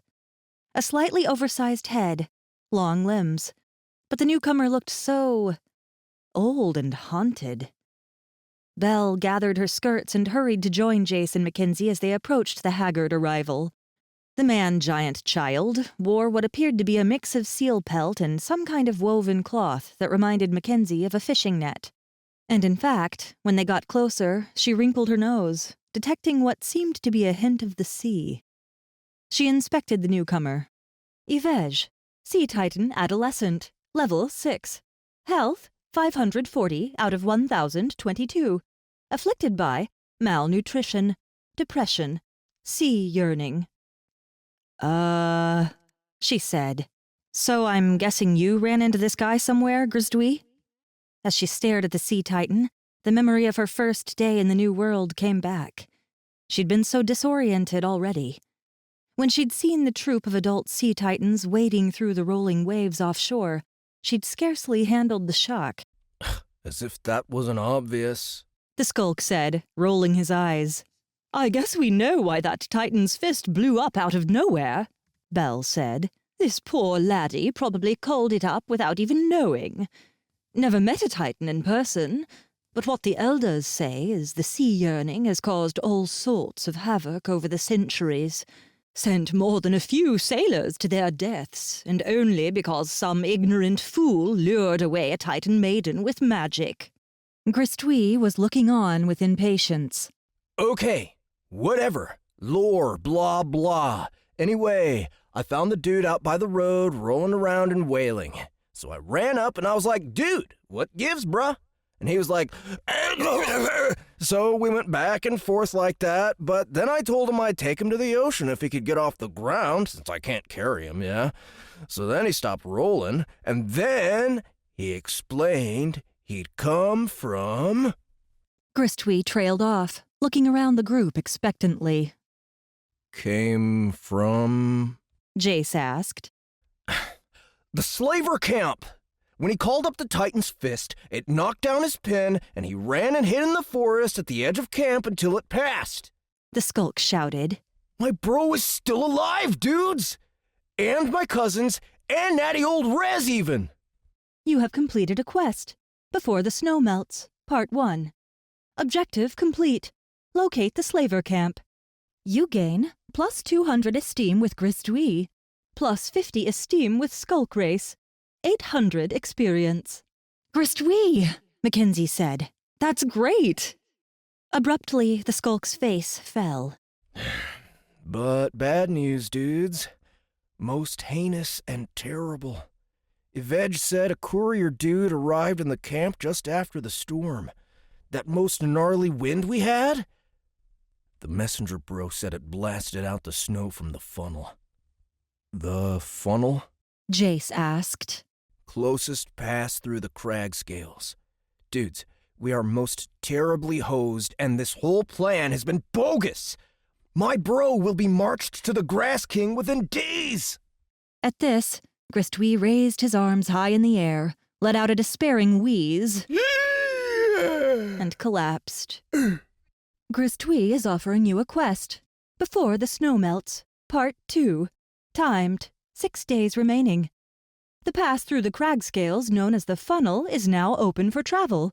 The slaves from the camp, including Gristwee's bro, will be marched to the Grass King within the week unless you can stop them. Objective: travel to the slaver camp and free the skulk captives. Reward: plus 500 esteem with Gristwee, plus 200 esteem with skulk race. 10,000 experience. Accept? Yes or no? Mackenzie accepted the quest, and out of the corner of her eye noticed Jace blinking and gesturing with his eyes. He must have received the same information. Silence held over the camp for a moment, until Belle cleared her throat. Anyone else just get a skill up in theatrical arts appreciation after this guy's performance? Been on this shore for approaching 50 years and never encountered that one. Chapter 26. Ironstead, settlement level, camp, basic. Structures: 1 basic cabin, sleeps 5, quality, poor. 5 cellar, 1 canvas tent, sleeps 6, quality, abysmal. Population total, 10 out of 20. Population starborn, Jace, level 4, unclassed. Mackenzie, level 5, unclassed. River, level 4, hedgewitch. Seth, level 4, unclassed. Population, combatant NPC. Gristwee, level 7, rogue, linguist. Advanced NPC. Kayla, level 6, dirty fighter, lumberjack, sawyer. Vindir, level 3, shield warrior, brewer, farmer. Population, non-combatant NPCs. Belle, weaver, tailor, farmer, advanced NPC. Yvej, sea shepherd, dredger. Population, unknown combat status NPCs. Elwaith, no known combat status information. Jace nodded in satisfaction. After hearing about the events at the slaver camp, the vote to accept the new NPCs as citizens of Ironstead had been unanimous. Even Seth had agreed without objection. Surprisingly, the kid seemed to have taken an actual liking to Elwaith. Maybe the NPC's inability to speak had something to do with it. Seth was free to complain, and there was nothing Elwaith could say to stop it. Or maybe that was too negative. Jace needed to remember that the poor kid was suffering through his teenage years in a foreign world surrounded by strangers. That had to be tough. Anyway, after a couple of clicks in the game interface, the newcomers had officially become part of Ironstead, adding their resources and capabilities to the settlement, and freeing up the main party to focus all their attention on preparing for the expedition to the slaver camp. Even Yvej, who had immediately perked up when he'd waded into the waves, had accepted the invite. The Sea Titan spoke a watery sort of language that no one but Gristwee could understand. But according to the skulk, the adolescent reported that he'd found a submerged rock shelf under which he'd woven some sort of hammock from sea leaf stalks. He was currently sleeping off the effects of the sea yearning and his deprivation at the hands of the slavers, breathing water, and preparing to start his work as the settlement's sea shepherd, which was apparently like an ocean rancher farmer. He'd be working on building up schools of local fish, cultivating seaweed, and otherwise tending to the nearby shallows to improve their productivity. It was pretty cool, and since the Sea Titan was apparently a vegetarian, he wouldn't even be competing with the rest of the camp for the delicious fishy flesh he'd be raising. Thinking of the resources the new NPCs would be bringing into the camp on top of those that had been in the bed of their wagon, Jace tabbed over to the settlement production page. All resource production numbers are based on NPC production capacity when NPCs are present in settlement. Work done by starborn individuals supplements these counts. To alter the resource production mix, speak with individual NPCs to customize their work queues. Resource production, farming. Cobble root, 2 units per week. Wild oats, 0 units per week, 5 weeks until maturation. Rime wheat, sprouts, 20 units per week, 8 weeks until maturation. Steadfast tendrils, 1 unit per week. Spring balm, 4 units per week. Hops, 0 units per week, 7 weeks until maturation. Resource production, timber. Pine, 5 trees per week. Ash, 1 tree per week. Alder, 3 bundles per week. Resource production, lumber. Beam, 3 units per week. Rough plank, 15 units per week. Shingles, 60 units per week.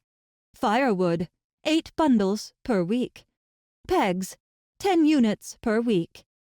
Resource production, cloth, provided raw resources are present. Flaxen, 0.5 bolt per week. Wool, 0.5 bolt per week. Resource production, tailored items. Speak with Belle to customize the tailoring queue. Resource production, sea shepherding. Ocean fish, large, 3 units spawned per week. Ocean fish, medium, 7 units spawned per week. Ocean fish, minnow, 20 units spawned per week. Sea leaf, 26 stalks per week. Red tangle, 17 bunches per week. Resource production, hunting and trapping. Large game, 1 animal per 2 weeks. Small game, 3 animals per week. Resource production, alcoholic beverages and mind-altering substances. Note: examine individual substance descriptions to understand the potential for negative consequences such as addiction. Ice dwarven ale, 1 cask per week, provided raw resources are present. He couldn't help grinning as he scanned the information on the settlement's production. After weeks of barely scraping together enough food to avoid malnutrition in the party, shivering away more nights than he wanted to think about, and watching everyone's clothing deteriorate into rags, he felt like the richest man in the world now that they had a food surplus and real cloth and someone that knew how to sew it into things. Sure, the leather pieces Mackenzie had cobbled together had helped keep the group from wandering around with their tinder bits hanging out, but the leather she'd learned to make didn't exactly feel like suede against those tinder bits. He was definitely looking forward to some sort of replacement boxers. Jace passed over the settlement fortifications tab. He'd just recently been examining those, and unfortunately, none of the NPCs came with proficiency in stonemasonry, so responsibility for those and other advanced construction would still rest with the Starborn party for now. Instead, he quickly glanced at the window labeled Settlement Advancement. Required for upgrade to camp, advanced. Population, 15 citizens, currently 10. Food production, 65 units per day, currently 47 units per day. Food surplus, 250 units. Morale, 70%, currently 55%. Fortification level, fort, basic, currently none. Structures, sleeping quarters, 15, quality, poor. Food storage capacity, 300 units, currently 550 units across 5 cellars. Equipment storage, 50 square meters, currently 200 square meters across 5 cellars. Unlocks, Tier 4 technology. Fortifications, fort, advanced, plus 10% resource production, plus 5% experience gain. That wasn't looking too bad, actually. Aside from the population requirement, Jace hoped they might be able to satisfy that by persuading some of the rescued slaves to join up. And some better buildings for sleeping. They weren't far off from upgrading. Whistling to himself, he shut down the settlement interface, hitched up his not-so-comfortable leather kilt — yeah, some new boxers were going to be really nice — and headed off to find the group. The plan was to get the gear and provisions for the expedition ready by mid-afternoon, leaving time to hand off maintenance of the settlement to the non-combatants, cook up a filling meal, and get a good night's sleep before a dawn departure. After so many weeks, it would be really nice to be on the move again, almost as nice as preparing to head out into the Sierra Nevada backcountry for a patrol. Actually, it might even be better. The party gathered on the shore as the sun emerged like liquid flame from the sea. Rose-colored light painted the white crests of the Cragscale Mountains, while the clefts between the serrated peaks held blood-red shadows in their depths. Jace glanced at the deep notch of the funnel, the pass where the slaves would soon be forced to march through the mountains to the Grass King's domain. Unless Jace and his party of adventurers could find a way to free the captives, of course. He ran his eyes over the assembled fighters. Of the NPCs, only Kayla and Grizdwi would be joining the party. It had been hard to decide who should stay and who should join the expedition. Of those left behind, the only Ironstutter with any known skill in combat was Vindir, and he was only a level 3 shield warrior, lower than any of the castaways, or as the NPCs called them, the Starborn. Elwaith was listed in the settlement details as having unknown combat status, a fact that troubled Mackenzie a bit because she claimed games only hid information when it was important. Jace had come up with a different theory. Maybe the poor man had once possessed some sort of combat capabilities that required his ability to speak. With his words jumbled, it could be that his skills were unpredictable. Of course, Mackenzie was usually right, so he would definitely keep an eye on the situation with the man. Regardless, the chance of an attack on Ironstead seemed much lower than the likelihood of combat at the slaver camp. He'd ultimately decided to risk leaving Vindir as the only reliable defender, freeing the strongest NPC combatants to join the raiding party. If that had been the wrong call, he could indulge regrets later. You sure you don't want the cart and Edvard to help with all this? Belle asked as she cast a skeptical gaze at the mound of equipment heaped on the beach. Grizdwi looked from the woman to the donkey, who was nosing through piles of seaweed further along the beach, and made a sort of gagging wheeze. As the babes from my tribe might say, like, gag me with a spoon. Mackenzie shot Jace a panicked glance. Hey, Grizdwi? Are any of these, babes among the slaves? The skulk rolled his eyes at her. As if I'm supposed to know everything. He glanced back to Belle. Just keep that mega gnarly beast here. We'd have to be totally mental to want to be anywhere near his most heinous hind end. Besides, our barbarian friend here is pretty damn buff. A recent strength boost. You read me? Mackenzie shot Jace a look. Wait, did you? Jace nodded. A couple of days ago, he received a new notice on his character sheet. Apparently, he'd discovered enough of the barbarian abilities to choose it as his base class, much like River had been offered the opportunity to become a hedge witch, a class which she had accepted nearly a week ago. Of course, Mackenzie had been offered the base class of shaman before anyone else had gotten oriented to their character sheet, but she hadn't committed. Apparently, she wanted to keep her options open as long as possible. As for Jace, he figured the fewer open decisions weighing him down, the better. I went ahead with it last night, He said, realizing he'd puffed his chest a little bit when he said it. And? So far, it gave me plus 10% strength and a 20% increased chance to fall into the Northblood rage. Mackenzie grimaced. Just as long as you don't Northblood rage all over us or something. He smirked. Unless you start dressing up as sea grumps, I think we're good. She laughed. Anyway. Yes, anyway. I think we're looking good. We've got rations for 7 days. Should last a couple of weeks with Kayla hunting along the way. I packed armor and clothing repair kits, a whetstone, and a couple of spare weapons. Bedrolls are good to go, along with canvas tarps for shelters, and I stuck some dry kindling in a couple of packs in case we get caught out in a storm. Are we set with potions and all that, River? The young woman nodded. I've got healing for at least a couple of battles, some bombs for sore muscles after the marches, bandages, and restoratives for any slaves we rescue. And I discovered a couple of new tonics you guys might like. Jace raised an eyebrow. Going to share the details? River smirked. Maybe. But I don't get to bust out many surprises, so you might just have to wait. At the mention of surprises, the young woman's gaze flicked to Seth. Jace inhaled.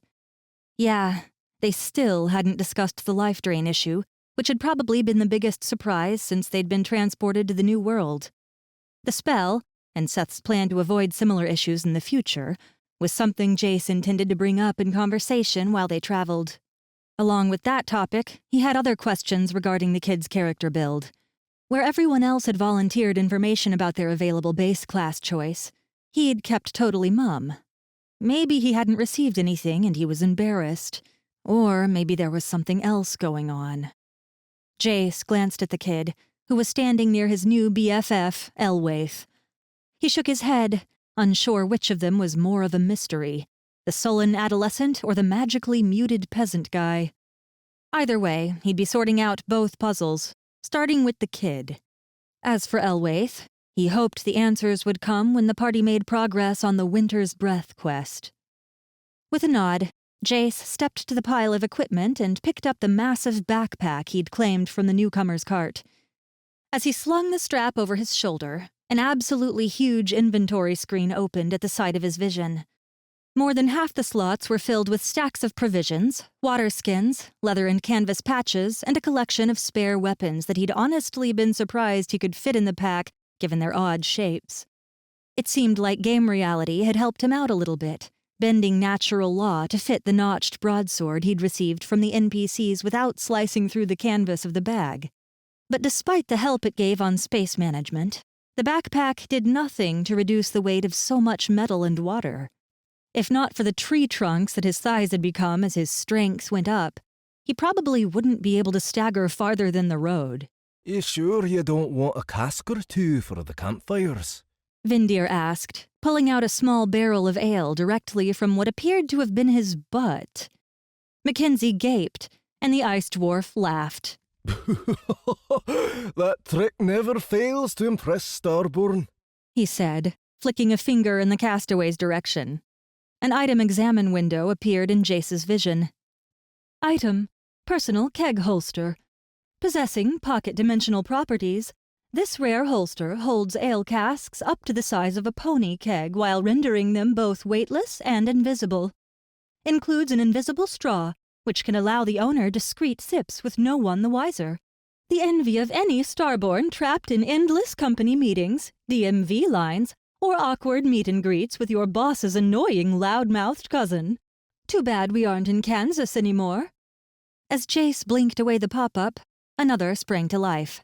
Anyway, pretty sure the dwarf isn't selling, trading, or gifting his prized possession. You'd have to do the cold dead hands thing. Mackenzie caught his eye and smirked as she leaned down to pick up her much smaller backpack. You probably didn't have many annoying company meetings out in the backcountry, did you? No reason to hide the fact that you were on the sauce, I'm guessing. He snorted. You obviously haven't heard about the crazy bureaucracy that the Park Service can get up to. I'm not saying I ever brought a coffee spiked with whiskey to those meetings, but I might also be saying that. Red hair falling across her face when she stood, Mackenzie smirked. As she slipped her arms into the straps of her backpack, he realized his eyes had strayed to her chest, accentuated by the way the pack pulled on her clothing. She seemed to notice his glance, but instead of looking away or huffing in annoyance, she just raised an eyebrow as one corner of her mouth drew up in a smile. Jace cleared his throat. Well, okay then. Everyone ready to hike? He asked. The others nodded, and the party fell into their marching order. Feeling pretty good as the fresh sun warmed his back, Jace led the way south along the shore toward the point where they'd break from the coast and strike for the slaver camp. Chapter 27. I've got it handled, okay? Seth said. Why are you people so concerned about me? What about Jace and this berserk shit? God. River muttered. Maybe because you actually started trying to kill us and apparently couldn't control it? It was the first time the ability activated. I had no freaking clue what was happening. But I've got it under control now. Yeah? How so? I haven't seen you practicing. And it's not just the drain vitality stuff. If that were the only issue, I think we could just let it go. But ever since we got dumped here, it seems like the only thing you think about is yourself. Jace took a deep breath. Those two had been lobbing insults and snide comments at each other throughout the long day of marching. Hey, Chica. Maybe we cut him some slack, you dig? Gristwee said. I bet the little dude thinks about his bros back home. Maybe even his parental units. It's hard, you read? Major and most heinous bummer to be away from the old fam. I'm totally feeling my bro on that. Ever feel like we need an interpreter for the game's translation? Mackenzie asked under her breath. All the time. Jace said. Okay, kids, here's the thing. We're all new to this. Our abilities come as a surprise to everyone. It just happened that Seth's affected the rest of us in unpleasant ways. If he says he's got it under control, I say we— Jace! Kayla hissed, cutting him off. Jace stopped in his tracks, a small pine twig breaking under one of his boots. The NPC fighter had been roving slightly ahead of the group as they passed through the coastal forest, and now she was backstepping toward the group. Jace's main hand went for the haft of his blacksmith's hammer, while the other landed on the hilt of a new axe he was trying. He scanned the trees in front of the group, but spied no motion. What did you see? He asked as Kayla reached the group. The woman shook her head. Not sure. Movement, I thought. Wish we had a proper scout. Probably not slavers yet, he said.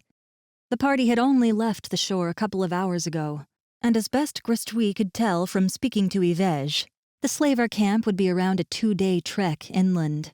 That was if they moved through the forest rather than traveling the road. Probably not. My best guess is mercenaries. Lackeys under the current regime in Grey Mist Hold. The group had pulled together and now stood in a rough back-to-back circle.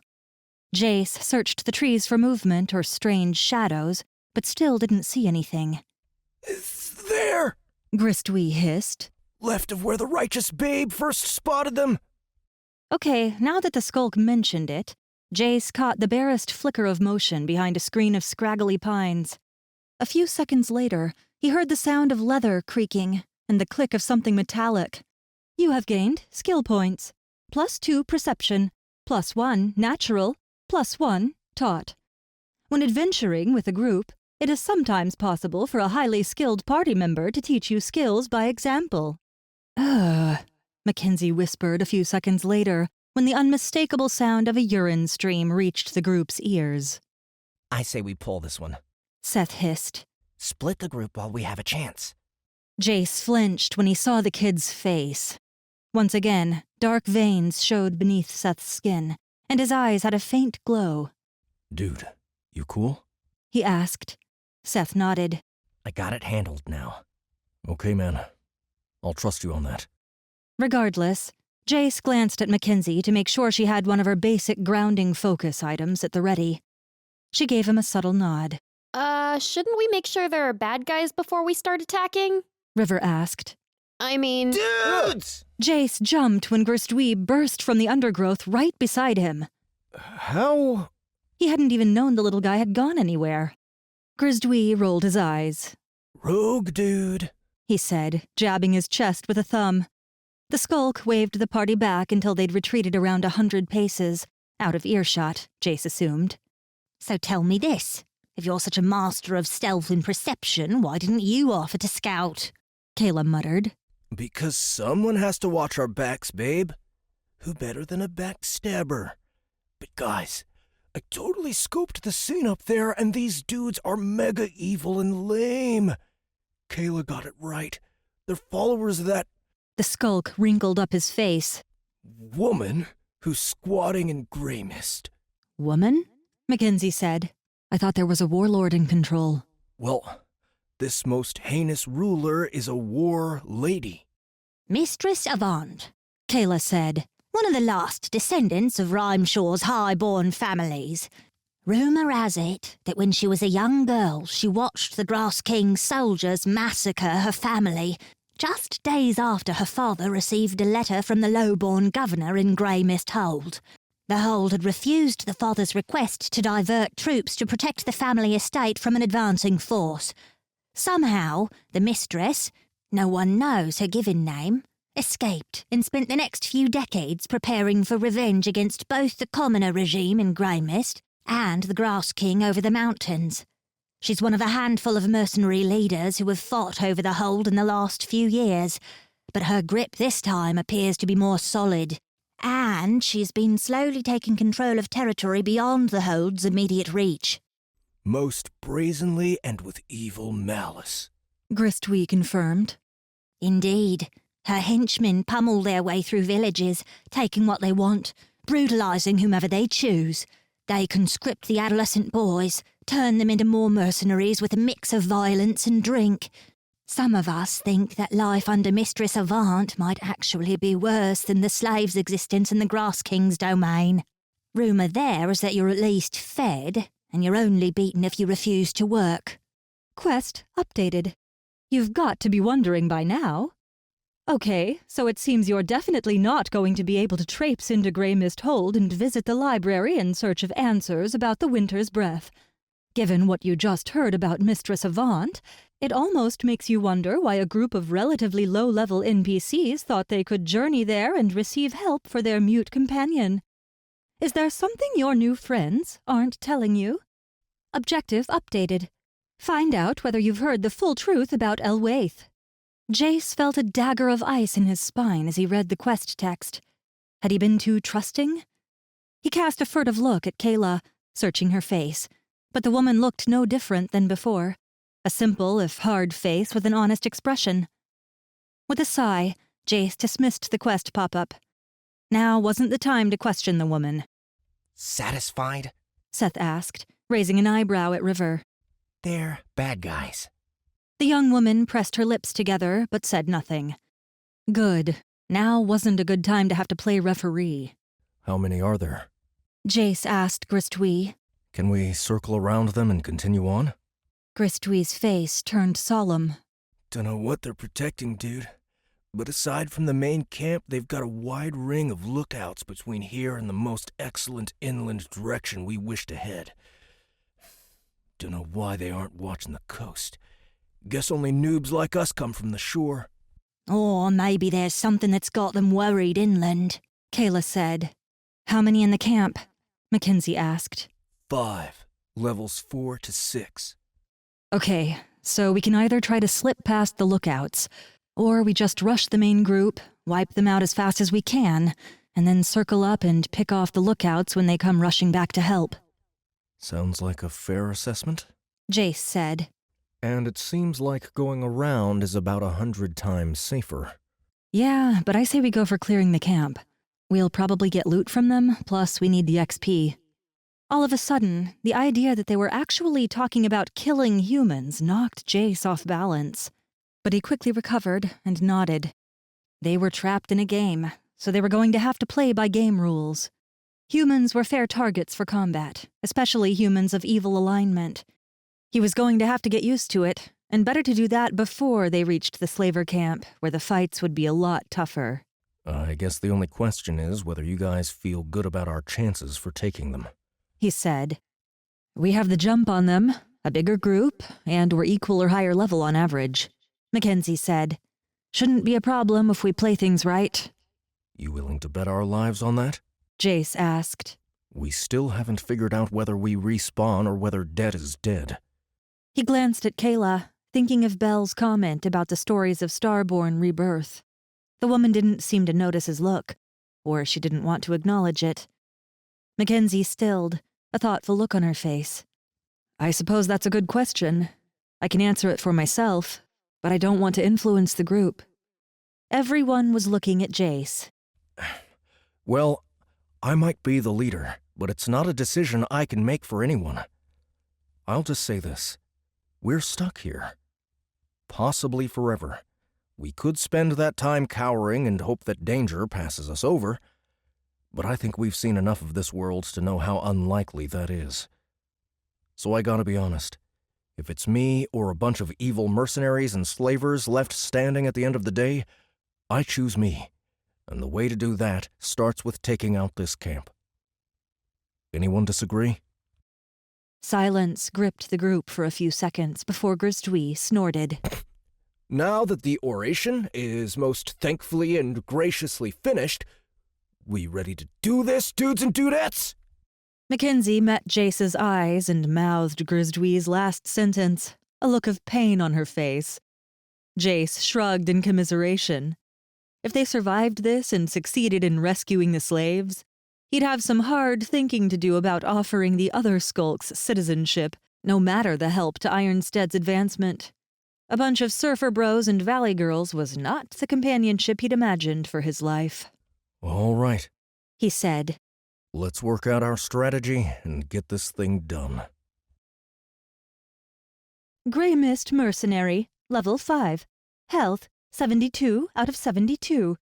Grey Mist Mercenary, level 4. Health, 66 out of 66. Grey Mist Mercenary Captain, level 6. Health, 93 out of 93. Jace brushed away the examine windows. The other 2 mercenaries seated around the dead campfire were within the same level range. One had slightly different gear, which made him think she might be a medic or some other kind of support class, but nothing about the woman's garb indicated magic. He nodded at Grisdwy, who had, as according to plan, crept as close as he could get without alerting the enemy. The rogue's knives glinted as he adjusted his grip. The skulk cocked his head as if examining the area between the closest mercenary's shoulder blades. And with a wheezing exhalation, Grisdwy sprang. His small blades sank between ribs on either side of the mercenary's back, and the seated man gave a startled cry before slumping over. Totally gnar! The skulk shouted as the rest of the group rushed in. You gain 321 experience. Jace had only a moment to take a calming breath as the Northblood rage rushed through his veins, filling his body with the hunger to lay waste. His feet pounded the forest floor as he charged from the trees, hammer and axe raised high. The edges of his vision were streaked with red, and the enemies before him sprouted halos of red fire. His first hammer strike crunched into an enemy's shoulder. Distantly, Jace saw a number flash, indicating his damage. A shard of his mind noticed his own health bar. A chunk was missing, but he felt no pain. He only felt the rage. His axe strike sliced halfway through his target's neck. The mercenary died, and another experience notification flashed past. Jace roared, his muscles bulging against his clothing, the sound of the battle lost beneath the crash of his blood through his veins. He swung his head side to side, seeking the next enemy. Figures darted to and fro. He raised his hammer at the closest, noticing distantly that there was no blood-red aura. Friend, the rational part of his mind screamed. He pulled up short, stopping the hammer strike in midair. He caught a flash of red hair, Mackenzie's wide-eyed stare inches from the head of his hammer, and he took a step away from her as she nodded. "Control it!" she shouted. "You've got this!" Jace took another breath and pushed back against the rage, tamping it down until he could look around the clearing with a rational mind. 3 of the mercenaries were down. The captain had gained his feet in time to back away from the advancing group, and he'd pulled out a crossbow. Jace shouted as the weapon came to bear on Seth. Look out! But the boy had already spotted it. Seth's dagger in hand began to glow as the whites of his eyes again went violently purple and his pupils swelled. Get back! Jace yelled through the fog of rage in his head. River screamed, backing into the trees with her hands in front of her face. Kayla, eyes wide as the full moon, started muttering a prayer as she backed off. She made a sign in the air in front of her face. "No," Mackenzie whispered. "Come on, Seth." The crossbow mechanism loosed the bolt with a clicking sound, and time seemed to slow as tendrils burst from the glow around Seth's dagger, whipping through the clearing. The snakes of magic flailed as if seeking targets, and then abruptly stabbed into the ground. As the crossbow bolt struck the boy, lancing through his abdomen, the ground beneath the battle began to tremble, as if the earth were suddenly loose and liquid. An awful ripping sound rose all around as things burst from the earth, black and brown and wriggling, smelling of death. Thousands of creatures flowed from the loosened soil and swarmed toward the mercenary captain. Jace gagged as the current of dark things flowed around his feet, and the stench hit him full force. Decay. Death. When a half-rotted field mouse scratched its way out of the earth and started staggering toward the remaining mercenaries, bile filled Jace's throat. "Vea's grace," Kayla whispered, backing away from Seth. The boy stood, body rigid and shaking as if in a seizure, as the horde of dead and decaying earthworms, insects, and small rodents swarmed over the remaining 2 screaming mercenaries, devouring them from the outside in. Experience messages flashed in Jace's vision as the man and woman finally went limp. Still, Seth's creatures ate away at the corpses, making them appear as if they were melting. From the side, Jace heard a new voice shouting, We need more backup. Shit, the lookouts, Okay, people. he shouted. Circle up. We've got incoming. Mackenzie jumped to his side, holding her basic grounding focus in a white-knuckled grip, her spear clutched in the other hand. Squeaking with eyes pinned to Seth, River darted over. Jace's battle rage had faded in the face of the boy's spell, and the pain from the injury in his side registered just as the young woman slapped a dose of salve over the gash. Immediately, his hit point bar began to refill. Kayla? Jace shouted as the first of the lookout's shadows appeared. Among the woman's many combat skills, she had a set of darts laced with paralyzing agent that would at least slow the oncoming sentries. They'd counted on those and the woman's short bow to handle the adds. But when he looked around, the woman had retreated even farther, standing now with her back against a tree at the edge of the clearing. Her face was white as candle wax. Shit. Jace said aloud. Okay.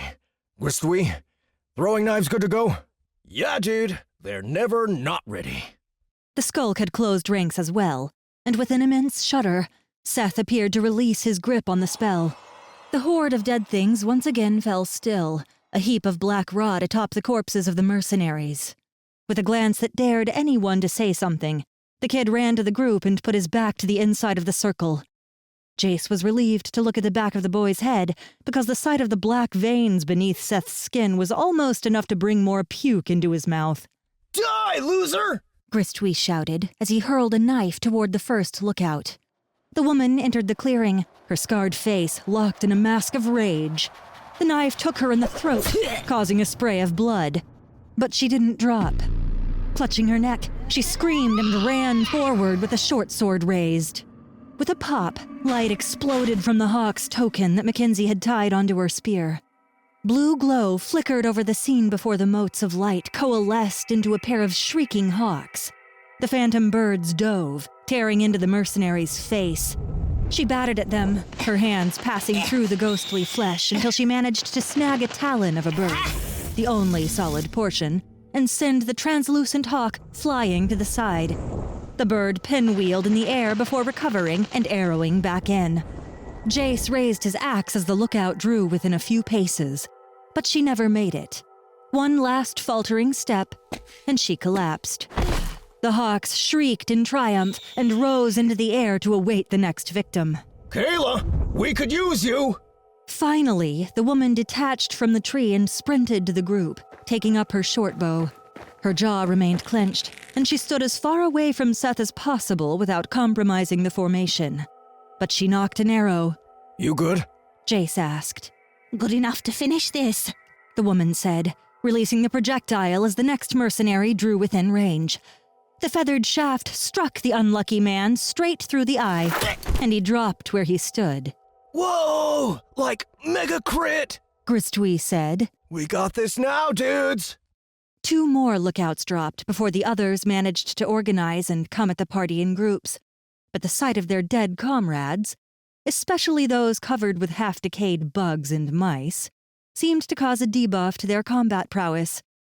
Except for a few stray slashes from sword strikes that made it past the party's defenses, quickly healed by River's balms and her new surprise, a focus item that let her cast 3 magical heals per day, the group came through unscathed.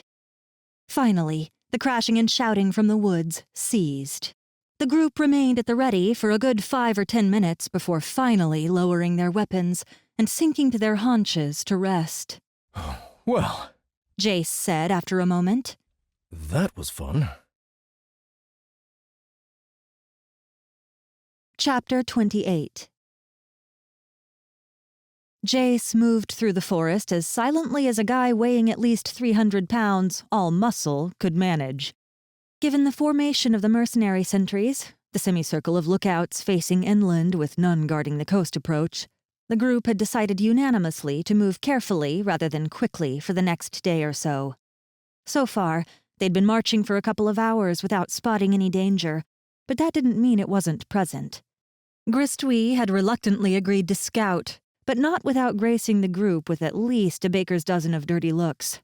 Occasionally, the skulk circled back to the party, reporting no sign of enemies. That was almost more nerve-wracking, since there had to be something out here. At least having cleared the mercenary camp meant they wouldn't have to worry so much about attacks from behind.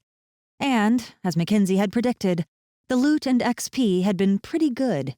Leaving the decay-covered corpses for the crows, the party had touched the points of their weapons to the other kills to trigger decomposition into items.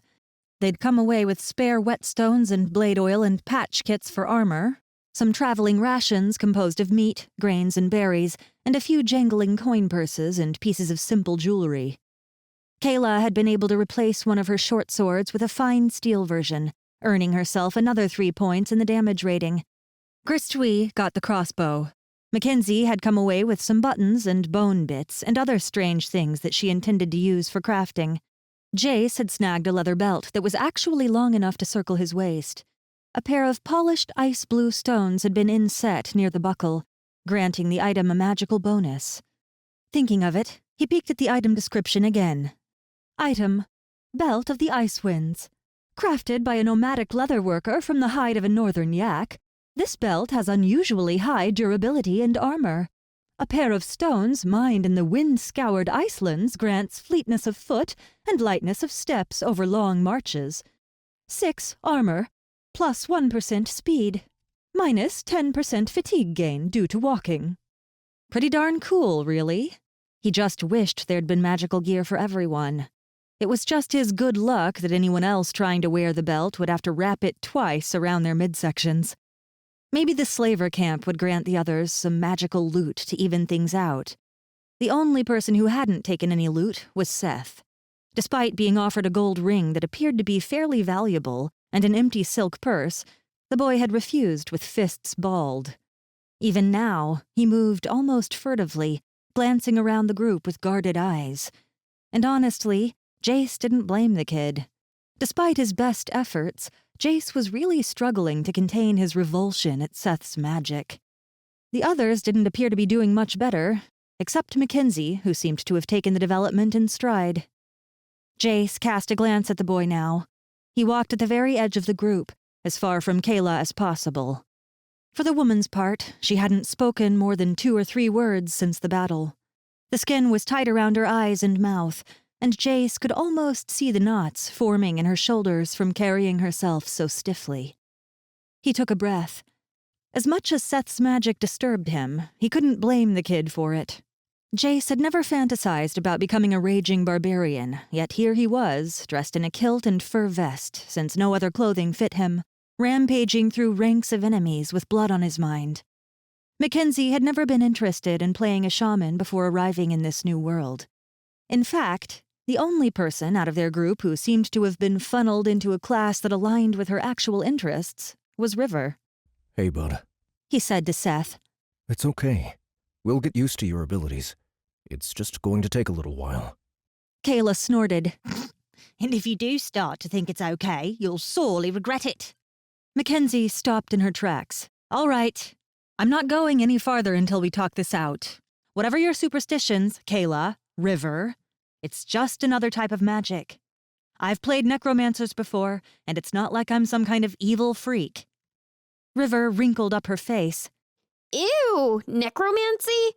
Isn't that like reading fortunes in the organs of dead people or something? God. Seth said. So freaking clueless. It's a standard RPG class choice. If you had any idea how these games work, 1, you'd be a little more useful in combat. 2, you'd realize that my abilities are about perfect for our group makeup. We have a tank, and I guess we could call you a healer. Then we've got Mackenzie, who will probably get some sweet buffs from her totems. With Kayla and Gristwy, we have a pair of melee DPSers. But you need me for AoE and crowd control. River blinked, clearly having no idea what the boy was talking about. Mackenzie sighed. That's not fair either, throwing a bunch of lingo at her. She turned to River. I'll give you a crash course later, but he's right about the group makeup. That zombie insect swarm and his life drain can hit multiple targets. I assume he'll eventually be able to raise human corpses and send them in as distractions to keep enemies occupied. A look of disgust came over River's face, and she stared at Seth like he was a corpse himself. The kid shook his head. See? This is why I didn't accept my class when it was offered. Stupid prejudice. Not prejudice, not superstition. Kayla said quietly. You just don't know. Jace set his jaw and turned to the woman. Okay, what is it? What don't we know? I've been very trusting with you, accepting your story about Elwaith and your journey to Greymist. He left the comment at that, wanting to give the woman a chance to come clean without being prompted. Kayla's eyes darted to Seth and back to Jace. Let me, Kayla. It's my fault. What happened to Elwaith? Jace jumped at the sound of a new voice. He spun to see a young man, perhaps 20 years old, step from the trees. He had a haggard appearance with sunken cheeks and a tangle of hair on his brow. His leather armor was battered and patched, and he carried a simple knife in one hand, a club in the other. A scuffed rucksack clung to his back. "Who in the ever-living hell are you?" Mackenzie asked, her spear tip pointed at the man. The man dropped his weapons and raised his hands. Name's Hesh. Most recently, an up-and-coming fighter for Mistress Avant's mercenary band. Before that, hailing from the same village as Kayla. Elwaith is my... They're brothers. Not that either of them would have admitted it to a stranger growing up. At least not unless forced to. The mercenary glared at Kayla. I admit we did not see eye to eye when we were younger, which is what caused the current situation. What exactly is the situation? Jace asked. He crossed his arms over his chest, allowing his biceps to bulge. Between that and the weapons Gristwee and Mackenzie had pointed at the man, he expected the guy to be intimidated. But whatever had led Hesh to this point, it appeared to have hardened him. He didn't so much as flinch. I'll give you the short story because these woods aren't safe. I've been following you long enough to see that you recognize that much. Jace didn't mention his surprise that the man had kept on their trail without Gristwee noticing. He simply left his arms crossed and stared. "So you were part of the band we took out," Mackenzie said. "Great character reference." They thought I was. I played the part of the brainwashed recruit growing into a zealous killer. Anything to work my way up and into the trust of the captain. Earned my keep as a sentry by keeping a sharp eye for winter-touched creatures. No one noticed that I was one of the few who never called out the alarm when an innocent villager had the misfortune of passing through our circle of lookouts. Kayla rolled her eyes. So the village bully is now a saviour of innocence? The man did not wilt under her disdain. We all have pasts, Kayla. Given what happened to Elwaith, I'd say my sins have been punished, even if that punishment landed as much on my family as myself. I can't change the past, but I can try to repair my damage. He turned his attention back to Jace. Growing up, my brother was the most self-righteous, pious little snot you could imagine, and as Kayla pointed out, I was the village bully. But as these things go, my meanness caused lots of the other kids to flock to me, the girls especially. Elwaith was always going on about how Veya would disapprove of my cruelty, how I should use my strengths against evil and chaos.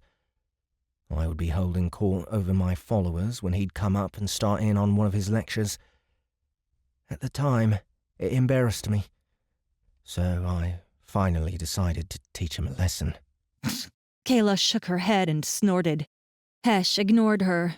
This was before we knew about the winter's breath, much less any connection between it and the spore wind. And we still haven't confirmed that, by the way. Anyway, the idea that the spores might be tainted never occurred to us. All we knew is that they were mind-opening and usually led to people dropping their inhibitions when the euphoria hit. Jace couldn't help noticing that Seth had perked up while listening to Hesh, but he kept his attention on the man rather than the boy. So, anyway, I figured Elwaith would get off his high horse if he inhaled enough spores and learned there was more to life than judging others. When the wind came, I gathered some older boys. We captured my brother and bound him to a tree at the edge of the beach. He was out all night in the strongest spore wind anyone remembers. In the morning, we found him looking Like your necromancer friend did just before he pulled death from the ground. Kayla snapped. Black-veined skin, purple eyes. Magic coiled all around him, striking out and lashing out at us, and he was screaming as he sucked the life from our bodies. Now, Seth had his arms wrapped over his belly. River had healed the wound from the crossbow bolt, or she had at least stopped the bleeding and started the mending process. Jace got the feeling it wasn't the injury that made the boy shrink into himself. Regardless of how I feel about her, Kayla is telling the truth. Elwaith nearly killed our mother by sucking the life from her, but at the last minute, I think he managed to control the magic in the only way he could, by breaking his own mind. And that's how he wound up unable to speak. Even now, his thoughts seem muddy and simple compared to the boy he was. But he has recovered some capacity since the breaking. I waited for a few months, hating myself and hiding from the rest of the community and hoping he would return to us. Sometimes at night, I would sneak off to a shore road tavern and numb my guilt with a few ales. I was nursing a tankard when a traveller told me the rumours of Mistress Avant's interest in death magic. He'd heard that the mistress doesn't believe only in the duality of Vea, the creator, and Zor, the demon lord. She holds out that other forces are at work. The arcane, death. Each of them has an associated energy. Apparently, she sent an expedition to the Icelands where they could experiment out of sight. Quest complete. You must be wondering by now. Well, not through any great cleverness of your own or anything. It seems you've stumbled upon the explanation for the winter's breath, and likely for the taint on whatever this spore wind is. So, good job, as far as accidental success goes. But your work is hardly finished. Reward. You receive 1,500 experience. Reward. A new quest. Yay? Congratulations. You have reached level 5. You have been offered a quest. Stop the Scourge. Epic. Mistress Avant, the current power holder in Grey Mist Hold, has been experimenting with death magic, leading to a plague of insane creatures and infection of humans by necromantic magic. Objective? Stop her. How? Dunno. Figure it out. The man paused and looked around the group. Jace had dropped his hands to his sides, and the others had lowered their weapons. Though it hadn't seemed possible, Seth had curled even further into himself. Did you somehow recognize the magic in Elwaith? Mackenzie asked the kid gently. You guys were hanging out quite a bit before we left. Seth nodded. I don't know how. I just felt it. And in case you're wondering, I didn't ask for this kind of class. I always used to play a mage or wizard. Necromancy? Yuck. I've even been trying to work with my abilities to see if I can change them. But it's no use. That first night we met, River said. when the wind started to come up, I went to find shelter in the trees. But you stayed on the beach. Seth shrugged. I don't know why you didn't experience it. The beach just felt so good. I stayed out and watched the lights dance on the water. I was shivering, but I didn't care. Then I did want the feeling to stop because it was too much, but I had no idea that getting out of the wind would help. After a while, I don't remember what happened. In the morning, I woke up near the tide line and felt the new abilities inside me. Kayla nodded. At least in the past, the spore wind was like that. Some people aren't affected much. Almost everyone has the sense to go inside when the feelings get too strong. It's relatively harmless and usually calls for spring and fall festivals. This taint is new. It was bad luck that the first ill wind came on the night I left Elwaith exposed. Hesh said. I couldn't have known, but it's still my fault. So, let me guess. You came south and joined up with Avant's mercenaries in hopes of learning how to purge the magic from your brother, Mackenzie said. Hesh nodded. I've been training in secret while with the band, advancing my skills at double the rate I let on. I planned to sneak into Mistress Avant's chambers and confront her the next time my unit was barracked at Grey Mist Hold. Thanks to you guys, that's no longer an option. Jace's eyes widened when he examined the man. Hesh, level 12, Vindicator. Health, 550 out of 550. Mackenzie must have done the same because she gave a low whistle. Jace met her eyes, his mind suddenly racing toward an idea. How well did you know the captain? He asked. Diced with him every night. He claimed he wanted to make me a lieutenant, but I kept putting him off. I wanted to remain anonymous, just another soldier, so that no one would take particular note of me when we next visited the hold.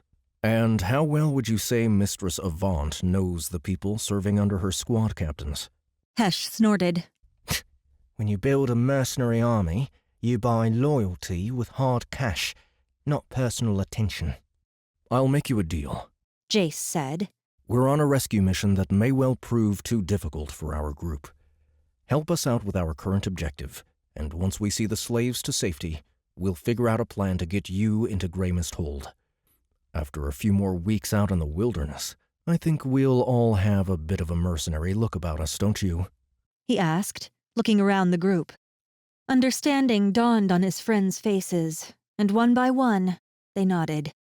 But it was Seth who spoke first. You really think you can find a way to, change the magic that's inside your brother?